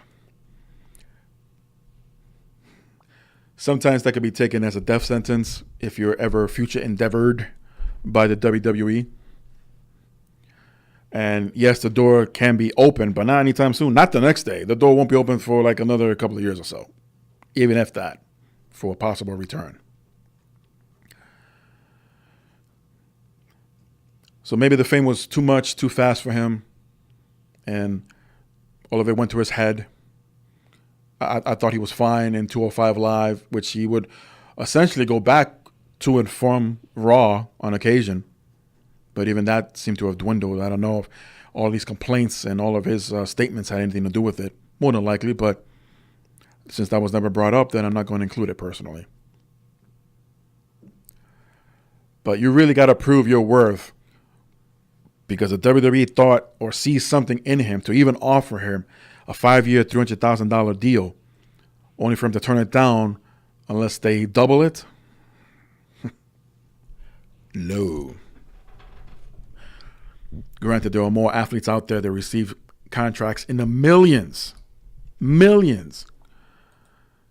And, of course, a lot of them seem like they're not even worth half of it. But here we are. And that's just how the business is. How about we switch gears a little bit and talk about Impact Wrestling for a while, since I rarely do that here. But yeah, Impact Wrestling is still a thing. Whatever network they're on, I just don't have it, so I can't really watch it unless it's on clips and bits on YouTube somewhere. But it was the battle of the past versus the present, as Gail Kim came out of retirement to take on Tessa Blanchard at their recent pay-per-view Impact Wrestling Rebellion. Kim was one of the most successful wrestlers in recent history and probably one of the best female wrestlers in modern time to come out of retirement and escalate a bitter personal rival between Blanchard and herself. And Blanchard has proven to be one of the top competitors, not only in the independent scene, not only in Impact, but also when she participated back in last year's All In event. So, for weeks leading up to this, Blanchard was basically calling out Gail Kim. Gail Kim had made a tough decision to come out of retirement to face the masters of Tessa Blanchard, and what was described as one of the best matches in women's wrestling in such a long time. They had a memorable match. Kim also had a memorable return to the ring this past Sunday. And Gail Kim will go on to comment about her return to the ring, saying, "I'm such a mix of emotions. It was so much anxiety leading up to this moment, and excitement and nerves and emotions, and now it's a little bit of relief and a little bit of sadness, but I'm so glad this came full circle and came here in Toronto, in my hometown, in front of my family and friends. And honestly, I didn't do it just because I didn't miss being in the ring. I did it for the opponent, and Tessa Blanchard is the future. She is right now, actually, and you know this from her moment, and I'm glad that she had the moment with me. When I retired, I didn't feel complete, and I think a lot of people said, yes, retired as champion, but that didn't exactly sit well with me. And so this feels right. It feels complete. I feel like I'm satisfied, and I'm so satisfied with my career and have ended it at this moment right now. So nothing but praise from Gail Kim to Tessa Blanchard. Blanchard actually making Gail Kim tap out. I mean, I can't think of a better way to put your opponent over, who is, as Gail Kim put it, the future.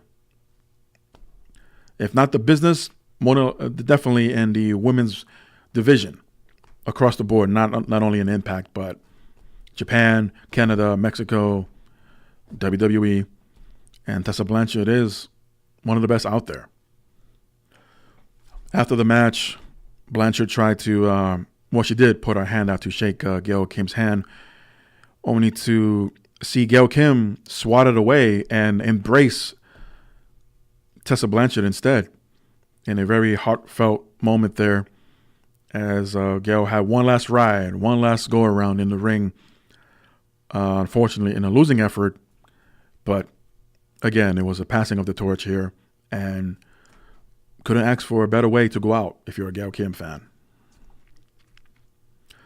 Also that night, Brian Cage was victorious in winning the Impact Championship from Johnny Impact. These two had a very physical bout and seemed to have aggravated an existing back injury to Brian Cage, unfortunately. After Johnny Impact hit a Spanish fly off the ramp onto Cage, he was able to work through the pain, although you can see his expression on his face. He was in tremendous amount of pain. Cage had cupping marks on his back during the match, and they were very noticeable, indicating that he was already dealing with something going on his back due to an injury before the match.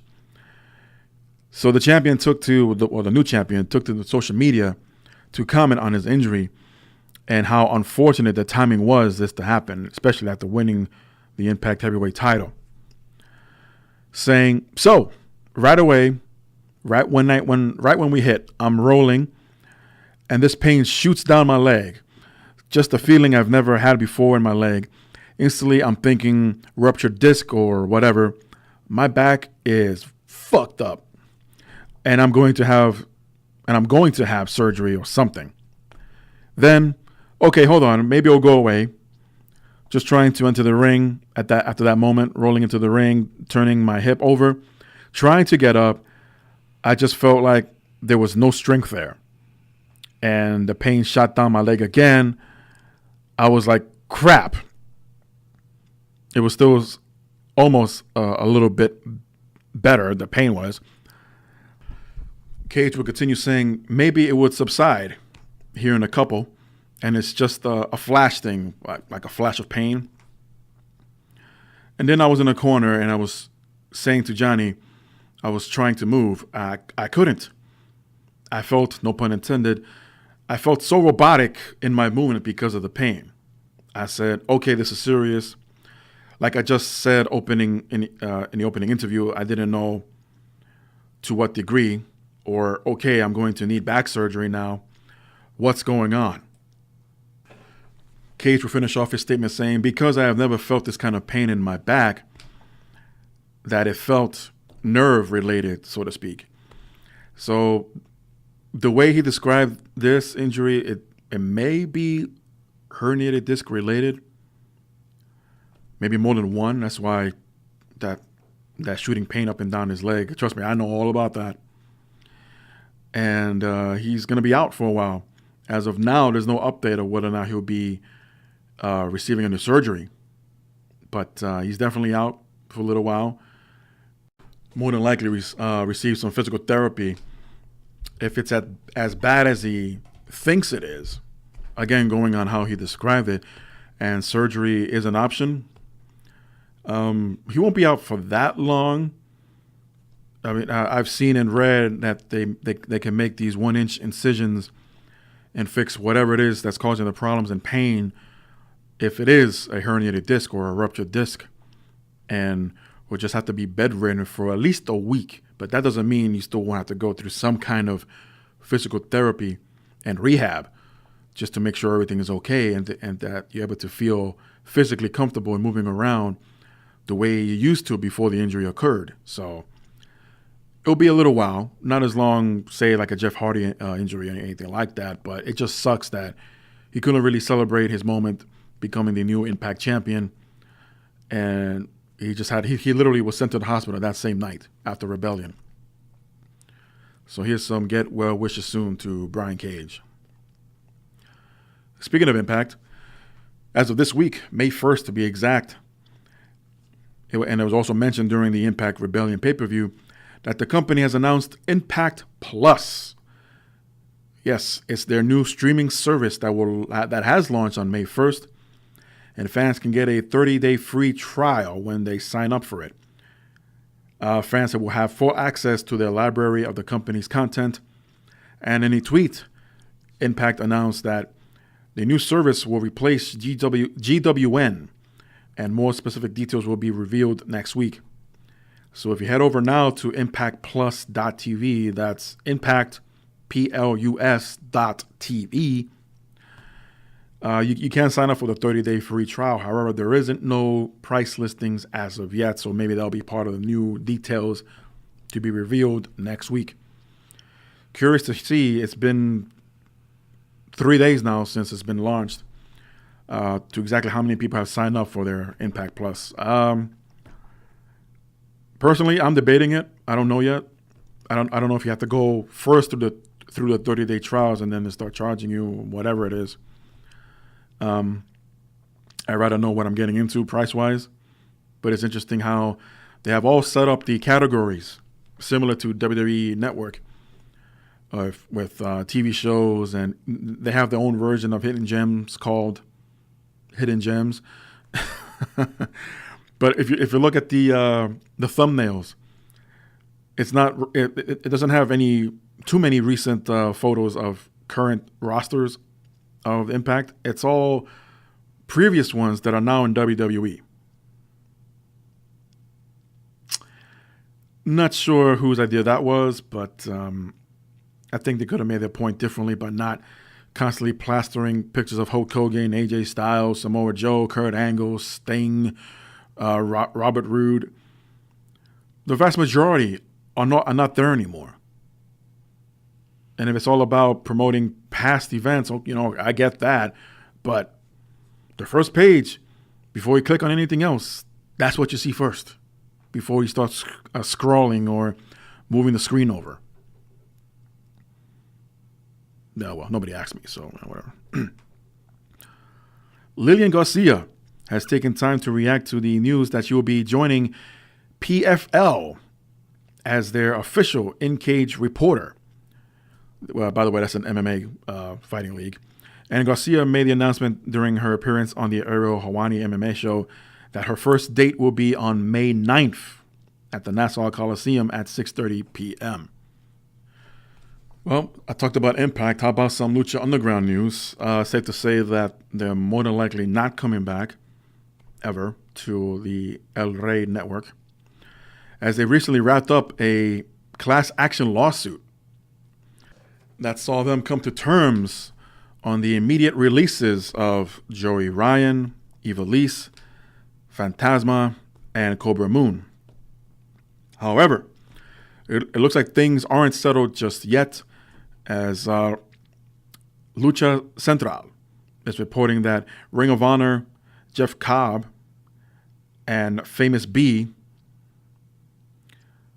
and Sony Kiss have all sought out legal representations to obtain their releases. In Jeff Cobb's situation, it's also an interesting one, as it was assumed he was done with the company after his character was killed off on the show during its 4th season. However, according to Lucha Central, reporting that Cobb signing with Ring of Honor, that Lucha Underground has attempted to block him from working there, claiming that he was still under contract with Lucha Underground. It was also noted that Willie Mack could follow suit as well and seek legal representation to obtain his own release. There's also been speculation that his status with Lucha Underground was the reason for his NWA national title loss over the weekend. That being, I believe, during the Crockett Cup, with Ring of Honor and NWA coming together. So not everyone is exactly out of the woods yet, even though the good side here is that Ivelisse has been in the Performance Center for the past couple of weeks and said rumors that there is interest in Joey Ryan. Now I guess progress can move forward since he's done with Lucha Underground in total. Speaking of which, Ivelisse, that is, Ivelisse Velez, who used to be known as Sofia Cortez back in 2012 when she was with the NXT for a while. But WWE has confirmed a full list of names attending the April WWE Performance Center tryout. And yes, I know we're in May, but in past month, there have been over 43, including Ivelisse, new faces at the Performance Center the past couple of weeks. And since there are 43 names, and I tried to do this last week, the second half of that list came out this week, and it's just the who's who from the independent scene, from Japan, from the NFL, from MMA, from second and third generation family members. I mean, you name it, they're just there. And yes, Ivelisse is on the list as well. Just too many to name, and I will be here for like another hour trying to get through it, and especially try to pronounce them properly. But the full list is at WWE.com if you're curious to see who exactly made the cut. So a little bit of clearing up here from last week, or one of last week's stories about Backlash, as the WWE has officially renamed the event. While some thought it was going to be canceled due to the proximity of the third Parts Unknown show, the WWE has simply moved it to a later June date and given it a new name of WWE Stomping Grounds, and will take place on June 23rd in Tacoma, Washington, followed by the Raw taping in Everett. The promo video released by the Tacoma Dome for the event lists the first ever meeting between Randy Orton and Roman Reigns as one of the big matches that are scheduled and being advertised. So moving forward, again, these advertisings from these arenas, they spoil it. I mean, it's spoiled locally, but then someone from said state would put it on the internet, then it goes worldwide. So more than likely, we're going to see something develop between now and June 23rd between Randy Orton and Roman Reigns.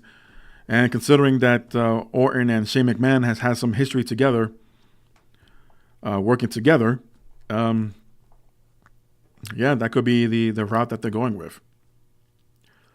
I mentioned the Crockett Cup moments ago, and I do have the results of the event. So how about we just run through it as best I can here. As listed, Royce Isaacs and Thomas Littmer, they won the Wild Card Tag Team Battle Royal to qualify in the final spot of the Crockett Cup Championship. And we will see Bandido and Flip Gordon defeat Guerrera Maya Jr. and Stuka Jr. in the first round. And here's when Royce and Isaac, along with Thomas, will be participating in the first round as they defeated the War Kings of Crimson and Jax Dane to move on. The Briscoe brothers defeated the Rock and Roll Express, yes, Ricky Morton and Robert Gibson in the first round of the Crockett Cup Tag Team Championship Tournament. They look great, a matter of fact. They still got it. You talk about the chanting, they still have it, or you still got it chance. It can be annoying. I call bullshit on that because Morton and Gibson, they look like they haven't missed a beat, and they could still go, more years if they want to. But it was a nice callback here to see them involved once again with the NWA, thanks to Billy Corgan as well, and Ring of Honor putting this together. Also in the first round, the Villain Enterprises of Brody King and PCO defeated Kojima and Nagata, being eliminated from the first round of the Crockett Cup tournament. So that ends the first round. But then we get into Allison Kay defeating Santana Garrett for the vacant NWA Women's Championship. As mentioned last week, Jazz of ECW fame had to relinquish the championship due to personal reasons and health issues, unfortunately. But here, Allison Kay is your new NWA Women's Champion. We kick off the semifinals of the Crockett Cup tournament as Isaacs and Thomas Lemieux defeated Bandido and Flip Gordon. The Villain Umpires would defeat the Briscoe brothers by DQ. And by the way, they gave the Briscoe brothers, that is, they gave a ranting, pissed off promo after the match. That they had to step out of the arena to do this because I'm pretty sure they wanted everyone to hear what they had to say. As forget about censorship, they let it fly all over the place, and they were pissed about this decision. So that brings an end to the semifinals, and here's where the previous story is connected about the Willie Mack and Lucha Underground. But Colt Cabana would defeat Willie Mack to become the new NWA Nationals champion. As again, it's believed that Willie Mack had to drop the title because of the conflicts between Ring of Honor and Lucha Underground. So in the finals, Villain Enterprise of Brody King and PCO, they would defeat the tag team that won the final spot in the qualifying battle royal early on in the evening of Royce Isaacs and Thomas Latimer to become the new Crockett Cup Finals Tag Team Champions and the new NWA World Tag Team Champions in Brody King and PCO. I was only able to catch highlights of the event, and I gotta say it was very entertaining from what they put together. They had a retro ring and staging setup of the old late 70s, early 80s NWA before they were WCW. I thought it was a tremendous callback. Of course, the detail highlight was that Ring of Honor had their ring skirts around along with the NWA. But no complaints there at all. I'm just saying that it was a great idea to do that. And hopefully modern day fans who had no idea what the Crockett Cup was about, that hopefully they can do more of these in years to come under the tutelage of Billy Corgan, who is a huge fan. And that could be, I won't go as far as say compete with WWE. So then, get that thought out of your head. But at the very least, similar to the the AEW could have a TV deal where everyone can have an opportunity to watch and have at least different options rather than WWE all the time. But for now, everything's streaming, everything's on demand or IPPV or I pay-per-views. And not everyone has that capability. It's just, how do you find the time for all this? But but it is possible. But I hope it does happen real soon. And speaking of the AEW, various television networks continue to battle it out over who will get the television rights for All Elite Wrestling. According to Chris Jericho, he's recently said that an announcement should be coming sooner rather than later. Jericho said on May 25th is the first show at the MGM Grand in Las Vegas. We sold it out in 4 minutes, 12,000 tickets. Having an interview with FIFO.com here. So there's a lot of buzz about AEW. And in the fall, we're going to be starting our weekly television on a huge cable company that we're going to be announcing very soon. It's not a competition. It's just an alternative. And it's something that I think people and wrestling fans are waiting for because it's been a long time with just the WWE, just one company. So Jericho kind of let the cat out of the bag here, although he did not mention who the network will be, even though that there's still ongoing negotiations between AEW and other TV deals. Or for all we know, this could just be a swerve to keep us confused and scratching our heads to exactly where AEW is going to land on a TV network, because all eyes and all focus is on Double or Nothing. And if that's the case, honestly, I do not blame them. Liv Morgan revealed that she broke her toe this past weekend, probably why we did not see her on SmackDown either, as she was drafted there as well. And this reportedly happened during a filming of Total Divas in Hawaii. How do you break a toe in Hawaii? Anyway, so Liv Morgan tweeted out a picture of herself on a stripper pole, of all things, and revealed that just 3 hours later that she broke her toe while on the pole. So blame the pole for breaking your toe. I was going to say something else that rhymed, but that would be inappropriate. There was no word of how long she will be out or how serious the injury is. But right now, Liv was just recently broken away from the Riot Squad and taken over to Smackdown to presumably continue a singles run. But again, broken toes aren't that big of a deal, but that's where you work with a lot. Your feet, your landing, your balance. So everyone hopefully is thinking, yeah, let's make sure you're going to be okay before you step back in there. Now, I don't know how I completely forgot about this, but it made rounds all week long, especially after it happened. But I'm referring to referee Chris Caster, who broke his freaking leg refereeing a NXT North American Championship match last week between champion Velveteen Dream and Tyler Breeze. And there is footage that came out that very same morning. Again, I don't know how I completely forgot about this, and that went viral. So what happened? Well, there was a referee bump. There was a spot, if you will, where Dream and Tyler were in the corner. So the referee, Chris Caster, was trying to break these guys up. He does so. But now he's in the corner. So the closest wrestler to him is the Velveteen.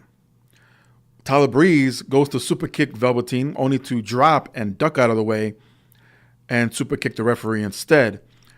So it was supposed to be a simple, take the shot and bump. For unexplained reasons, only to describe is the only way, really. Referee, he sells the kick, but it was his left foot, his left leg. It seemed as if it was super glued to the floor of the ring, the ground, the canvas. So his body went to fall. His foot, his leg never moved at all until it was, well, as far as the leg's point of view, it was too much weight, too much momentum, that it snapped. And only then did it finally decide to move from the canvas with the rest of the body. So Caster forget about me being kicked in the face. My freaking leg is broken. So the spot was supposed to happen with the exception of the broken leg. No one expected that to happen. So the match continued, and a second referee is supposed to run down, which he did. He checked on the referee and immediately realized the severity of the situation. But again, the match continued. There was an attempted pinfall, but I believe it was Tyler Breeze who kicked out. And the second referee was frantically throwing up the X sign, hey, we need help. And in the foreground, you see this female EMT just casually walk across, not realizing, probably didn't know what the X really meant. And you don't see it because it's off to the side, it's off screen. She's conversating with Caster and didn't rush back to get help. She just almost casually walked back to get the rest of the EMT crew and a gurney or a stretcher to help this guy. He's writhing in pain. You see, like every time, because this is all fan footage cam, by the way. So every time this particular camera shot would pan back to Caster on the floor, yeah, his foot's facing the wrong direction, folks. So the second referee, he took another ref bump, which was also part of the match. So Velveteen Dream pins Tyler Breeze, and it was Caster who had to crawl over to get the 3 count to end the match. And that was it. He did his job. He did his job. Come hell or high water, he did his job. Couldn't you imagine if he screwed up because he broke his leg, that he'll be fined. But luckily, that wasn't WrestleMania that we were in. And yeah, nothing but praise, nothing but respect for this guy. I mean, he could have easily say or do something along the lines of, the pain was so extreme so overwhelming, excruciating. He could have just rolled out of the ring or completely ignored everything else and let the second referee figure out how to, on the fly, call an audible. But no, he finished the match. He got his 3 count in, and finally the EMTs and the doctors came down, trainers came down, and rolled this guy out to a standing ovation, no less. And eventually he'll put out a message, Caster did, to social media, thanking the WWE medical staff and the ER at the Nebraska Medical Institute for helping him heal up. And according to Caster, he's looking forward to rehabbing and rejoining the NXT family whenever he can. So yes, definitely get well soon, because he will have a hero's welcome, to say the least, whenever that day comes. As mentioned last week, Dean Malenko has resigned from the WWE as an agent and has already announced that he will appear at StarCast 2. This comes after the WWE barred current employees such as The Undertaker and Kurt Angle, even though it's funny because The Undertaker's contract is expired, last I heard, unless he resigns some kind of Legends deal or something along those lines to make some an official employee. But Angle and Taker were banned or removed from Starrcade 2, but there goes Dean Malenko. He's resigned from the company, so no one can say anything to him. And the quick turnaround between Dean's departure from the company and this announcement surely seems to be more than a mere coincidence on the eyes of many online journalists as to, you guys take these guys away and now he resigns. And yeah, I mean, I'm looking at it as complete coincidence, but if it's more than that, then wow. Where's your proof to back this up to where we're going with this? So after pulling Starrcade, or after being pulled from Starrcade 2, along with The Undertaker, Kurt Angle has now been pulled from WrestleCade by the WWE. This was reported by Yes Weekly. Kurt Angle has been pulled from the scheduled appearance at WrestleCade at the request of WWE, as the event is scheduled to take place in late November, early December, but WrestleCade had already put out a lot of marketing for Angle being one of the featured stars to be there. This, as I mentioned, follows the previous situation of The Undertaker and Angle being pulled from StarCast 2, which also takes place later this month. So Tracy Myers, in charge of WrestleCade, puts out a statement saying, in our 8-year history, the announcement of Angle's appearance was one of the most popular. We were obviously excited, and so were the fans. Then out of the blue, we received an email saying that Kurt had to cancel his WrestleCade weekend appearance because the WWE told him it competes directly against them. Mr. Miles will go on to say, while I had read that WWE had pulled both Angle and The Undertaker from StarCast 2 event being held in Las Vegas from May 23rd to the 26th, I was still shocked. An agreement was in place with Kurt and the requested deposit was paid, and the marketing blitz was in full swing. Now the fans are being penalized, and it's heartbreaking. You know, other than directly being competing with the WWE, Kurt Angle is not an in-ring performer anymore. Now, if such dates between StarCast 2 and WrestleCade, which is yet to have an official date, and unless you're having a house show with the WWE in the same town, or it doesn't matter, anywhere around the world, to have Kurt Angle appear as a character to be involved somehow, some way with said house show, or even if it is an episode of Raw, to be an on-air talent. How the hell do you even plan that far ahead?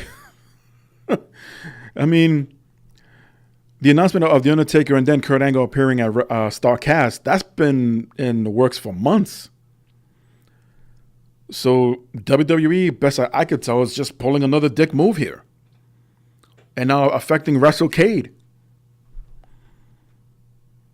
So are they not allowed to make money, WrestleCade or StarCast, because they're using previous or current WWE superstars and they're not getting their cut?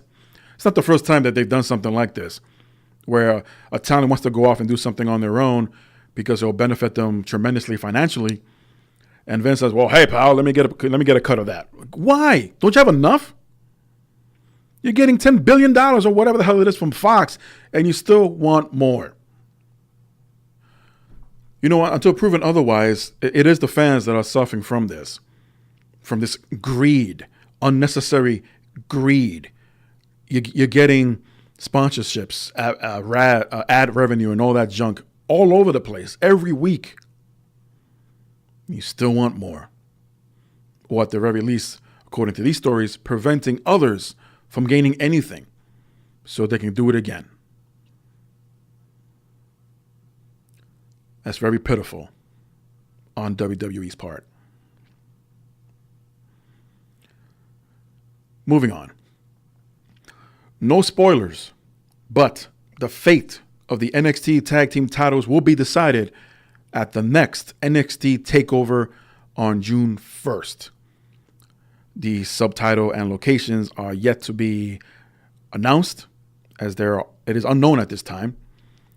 And the next set of NXT tapings will show some changes going on as a result of the draft from the past couple of weeks. And this includes the NXT Tag Team Championships. So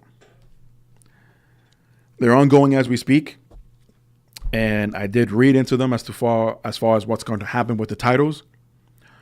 So I'm not going to say here. So no worries, no spoilers. I'm not ruining the end game for anybody. But should be interesting to see how they lay it all out heading into June 1st, which is next month, by the way. And here they are, speaking of which, how they plan ahead. Here we are less than a month away, and this story broke about 2 days ago. And they don't know exactly where they're going to hold NXT TakeOver. And I double-checked last night. Like, nope, still no location. Pentagon Jr. is reportedly dealing with an undisclosed leg injury after a bump during this past week's Monday's Impact Wrestling TV tapings in Toronto. So according to the Wrestling Observer, Pentagon was injured in a triple threat match during the tapings that saw him facing Johnny Impact and Michael Elgin. The spot in question saw Impact attempt a Hurricane Rana on the apron, but Pentagon took the bump wrong and hurt his leg on landing. Fans in attendance said that Pentagon needed help getting back up after the match, which was confirmed by the Wrestling Observer. Pentagon wasn't involved for the rest of the match and had his leg taped up on the scene. It was also noted that an earlier indication was that Pentagon stretched a muscle in his leg and he initially could not put any weight on it. But he was feeling better the following day. Now, Dave Meltzer says, and also pointed out, based on how the spot went down, Pentagon is lucky he didn't suffer a more serious neck injury, which is true because they can be unpredictable. And sometimes these hurricanranas off the apron especially, and even though you got that extra space between the apron and the arena floor that's padded, it can be unpredictable. I mean, how many times have we seen people take bumps like that or spots and nearly land on their heads? It's every time it happens,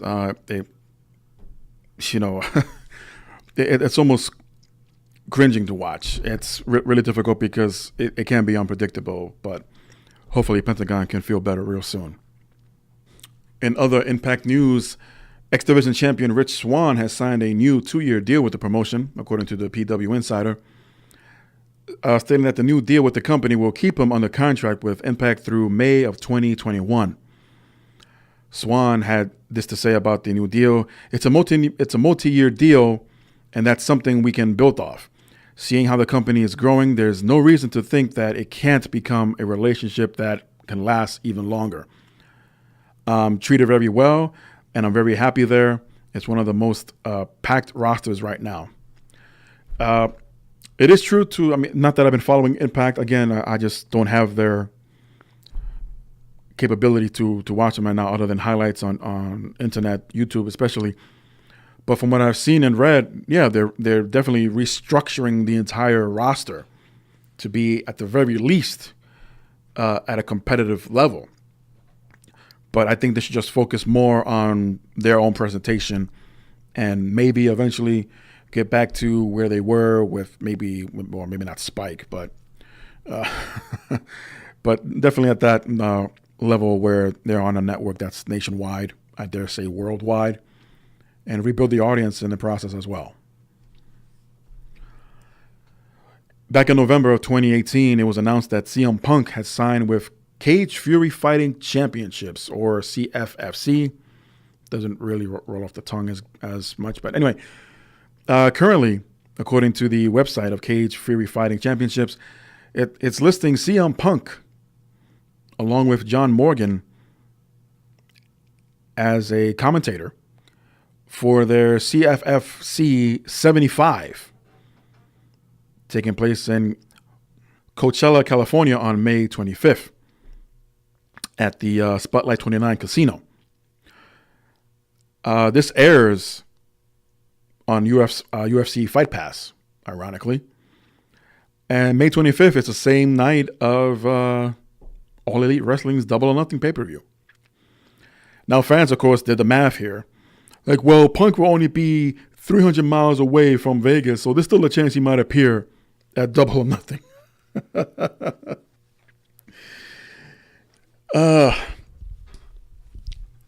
I'm not saying Punk will never be back in the pro wrestling business. There's an even greater argument that Punk will never be back in a working relationship with WWE, especially considering how he was fired on his wedding day. Come on. Via FedEx or whatever that thing was.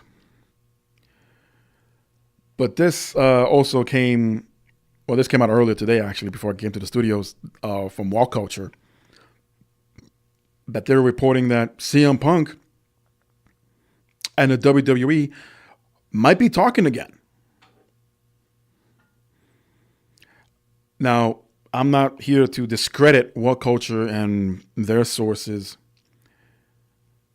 but personally, I'm going to take that as a rumor, and I'll believe it when I see it. And yes, Punk, not the first time, but Punk's been making special guest appearances under a mask in recent events.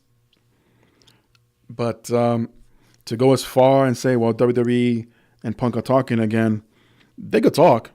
They could talk all they want. There's nothing preventing them from doing so. And I don't think there's any kind of force other than maybe Punk's MMA contract, whenever that expires, to have him negotiate anything.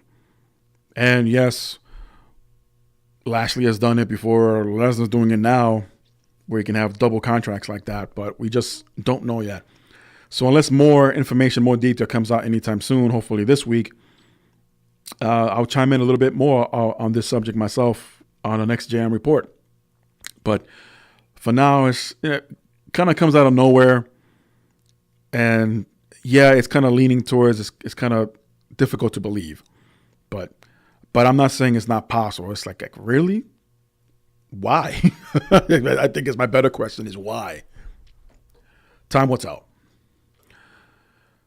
And I'll wrap this up here with saying of an update of the Luke Harper WWE status.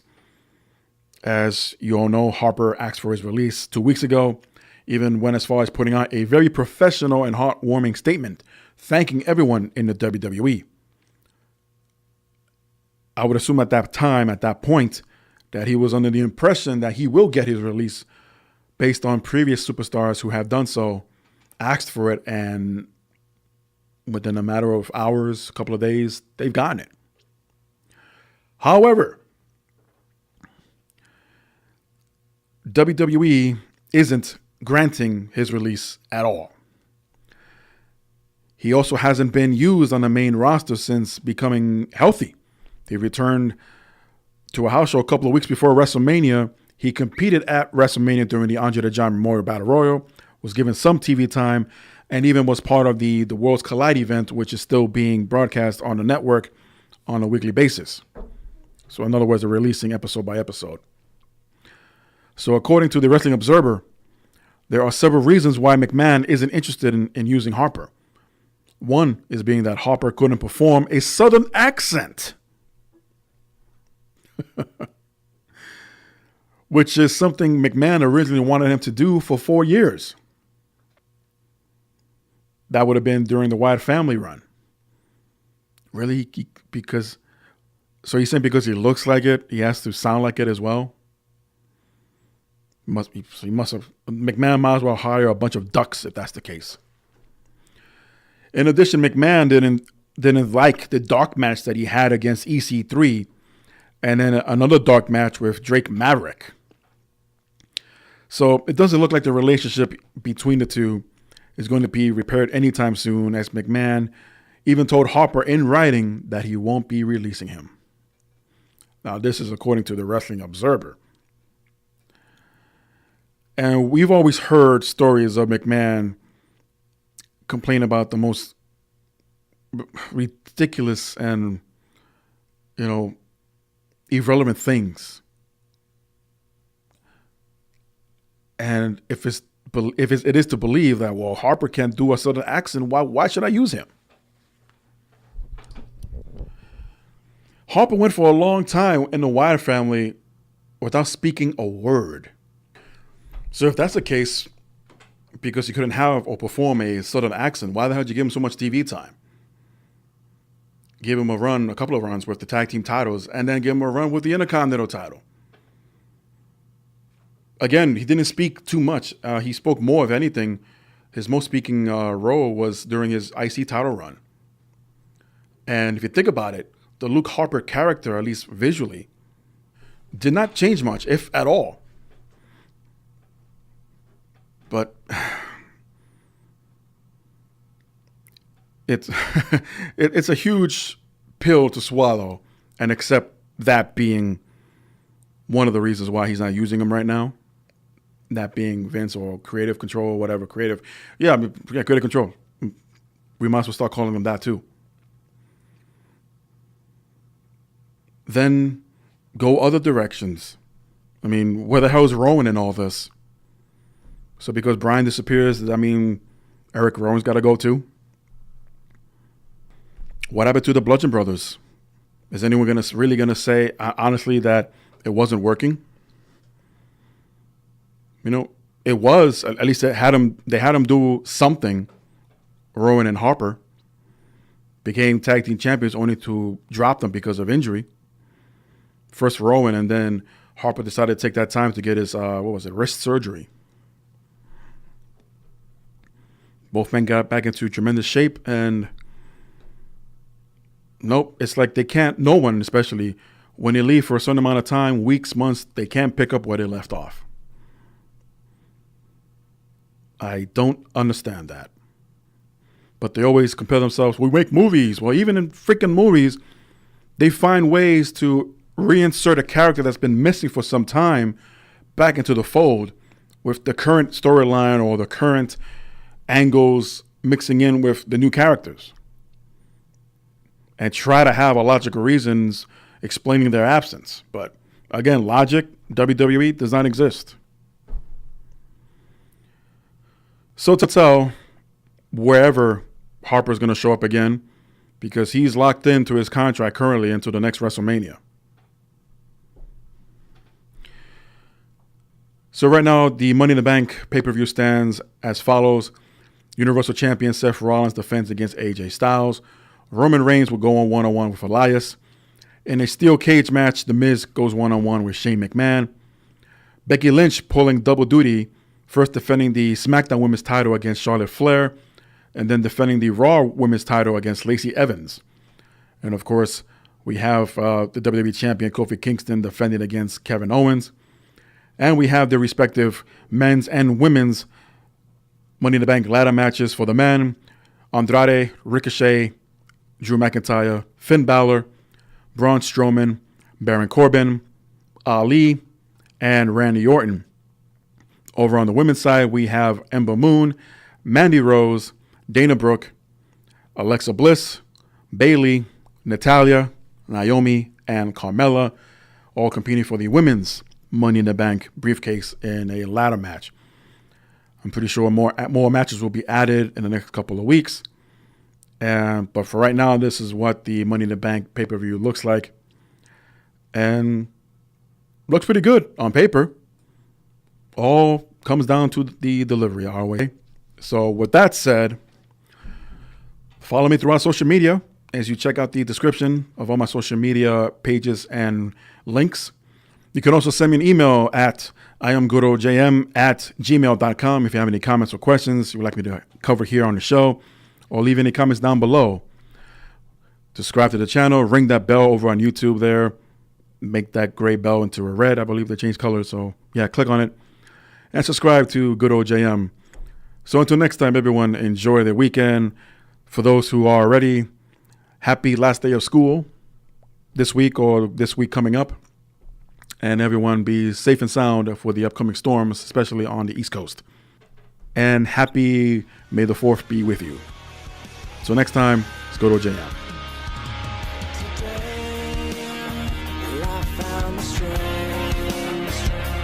Open my eyes, leave it all behind. So open your mind and realize that your beautiful world could take my life. And I'm sinking under, drowning faster. Please just let me breathe.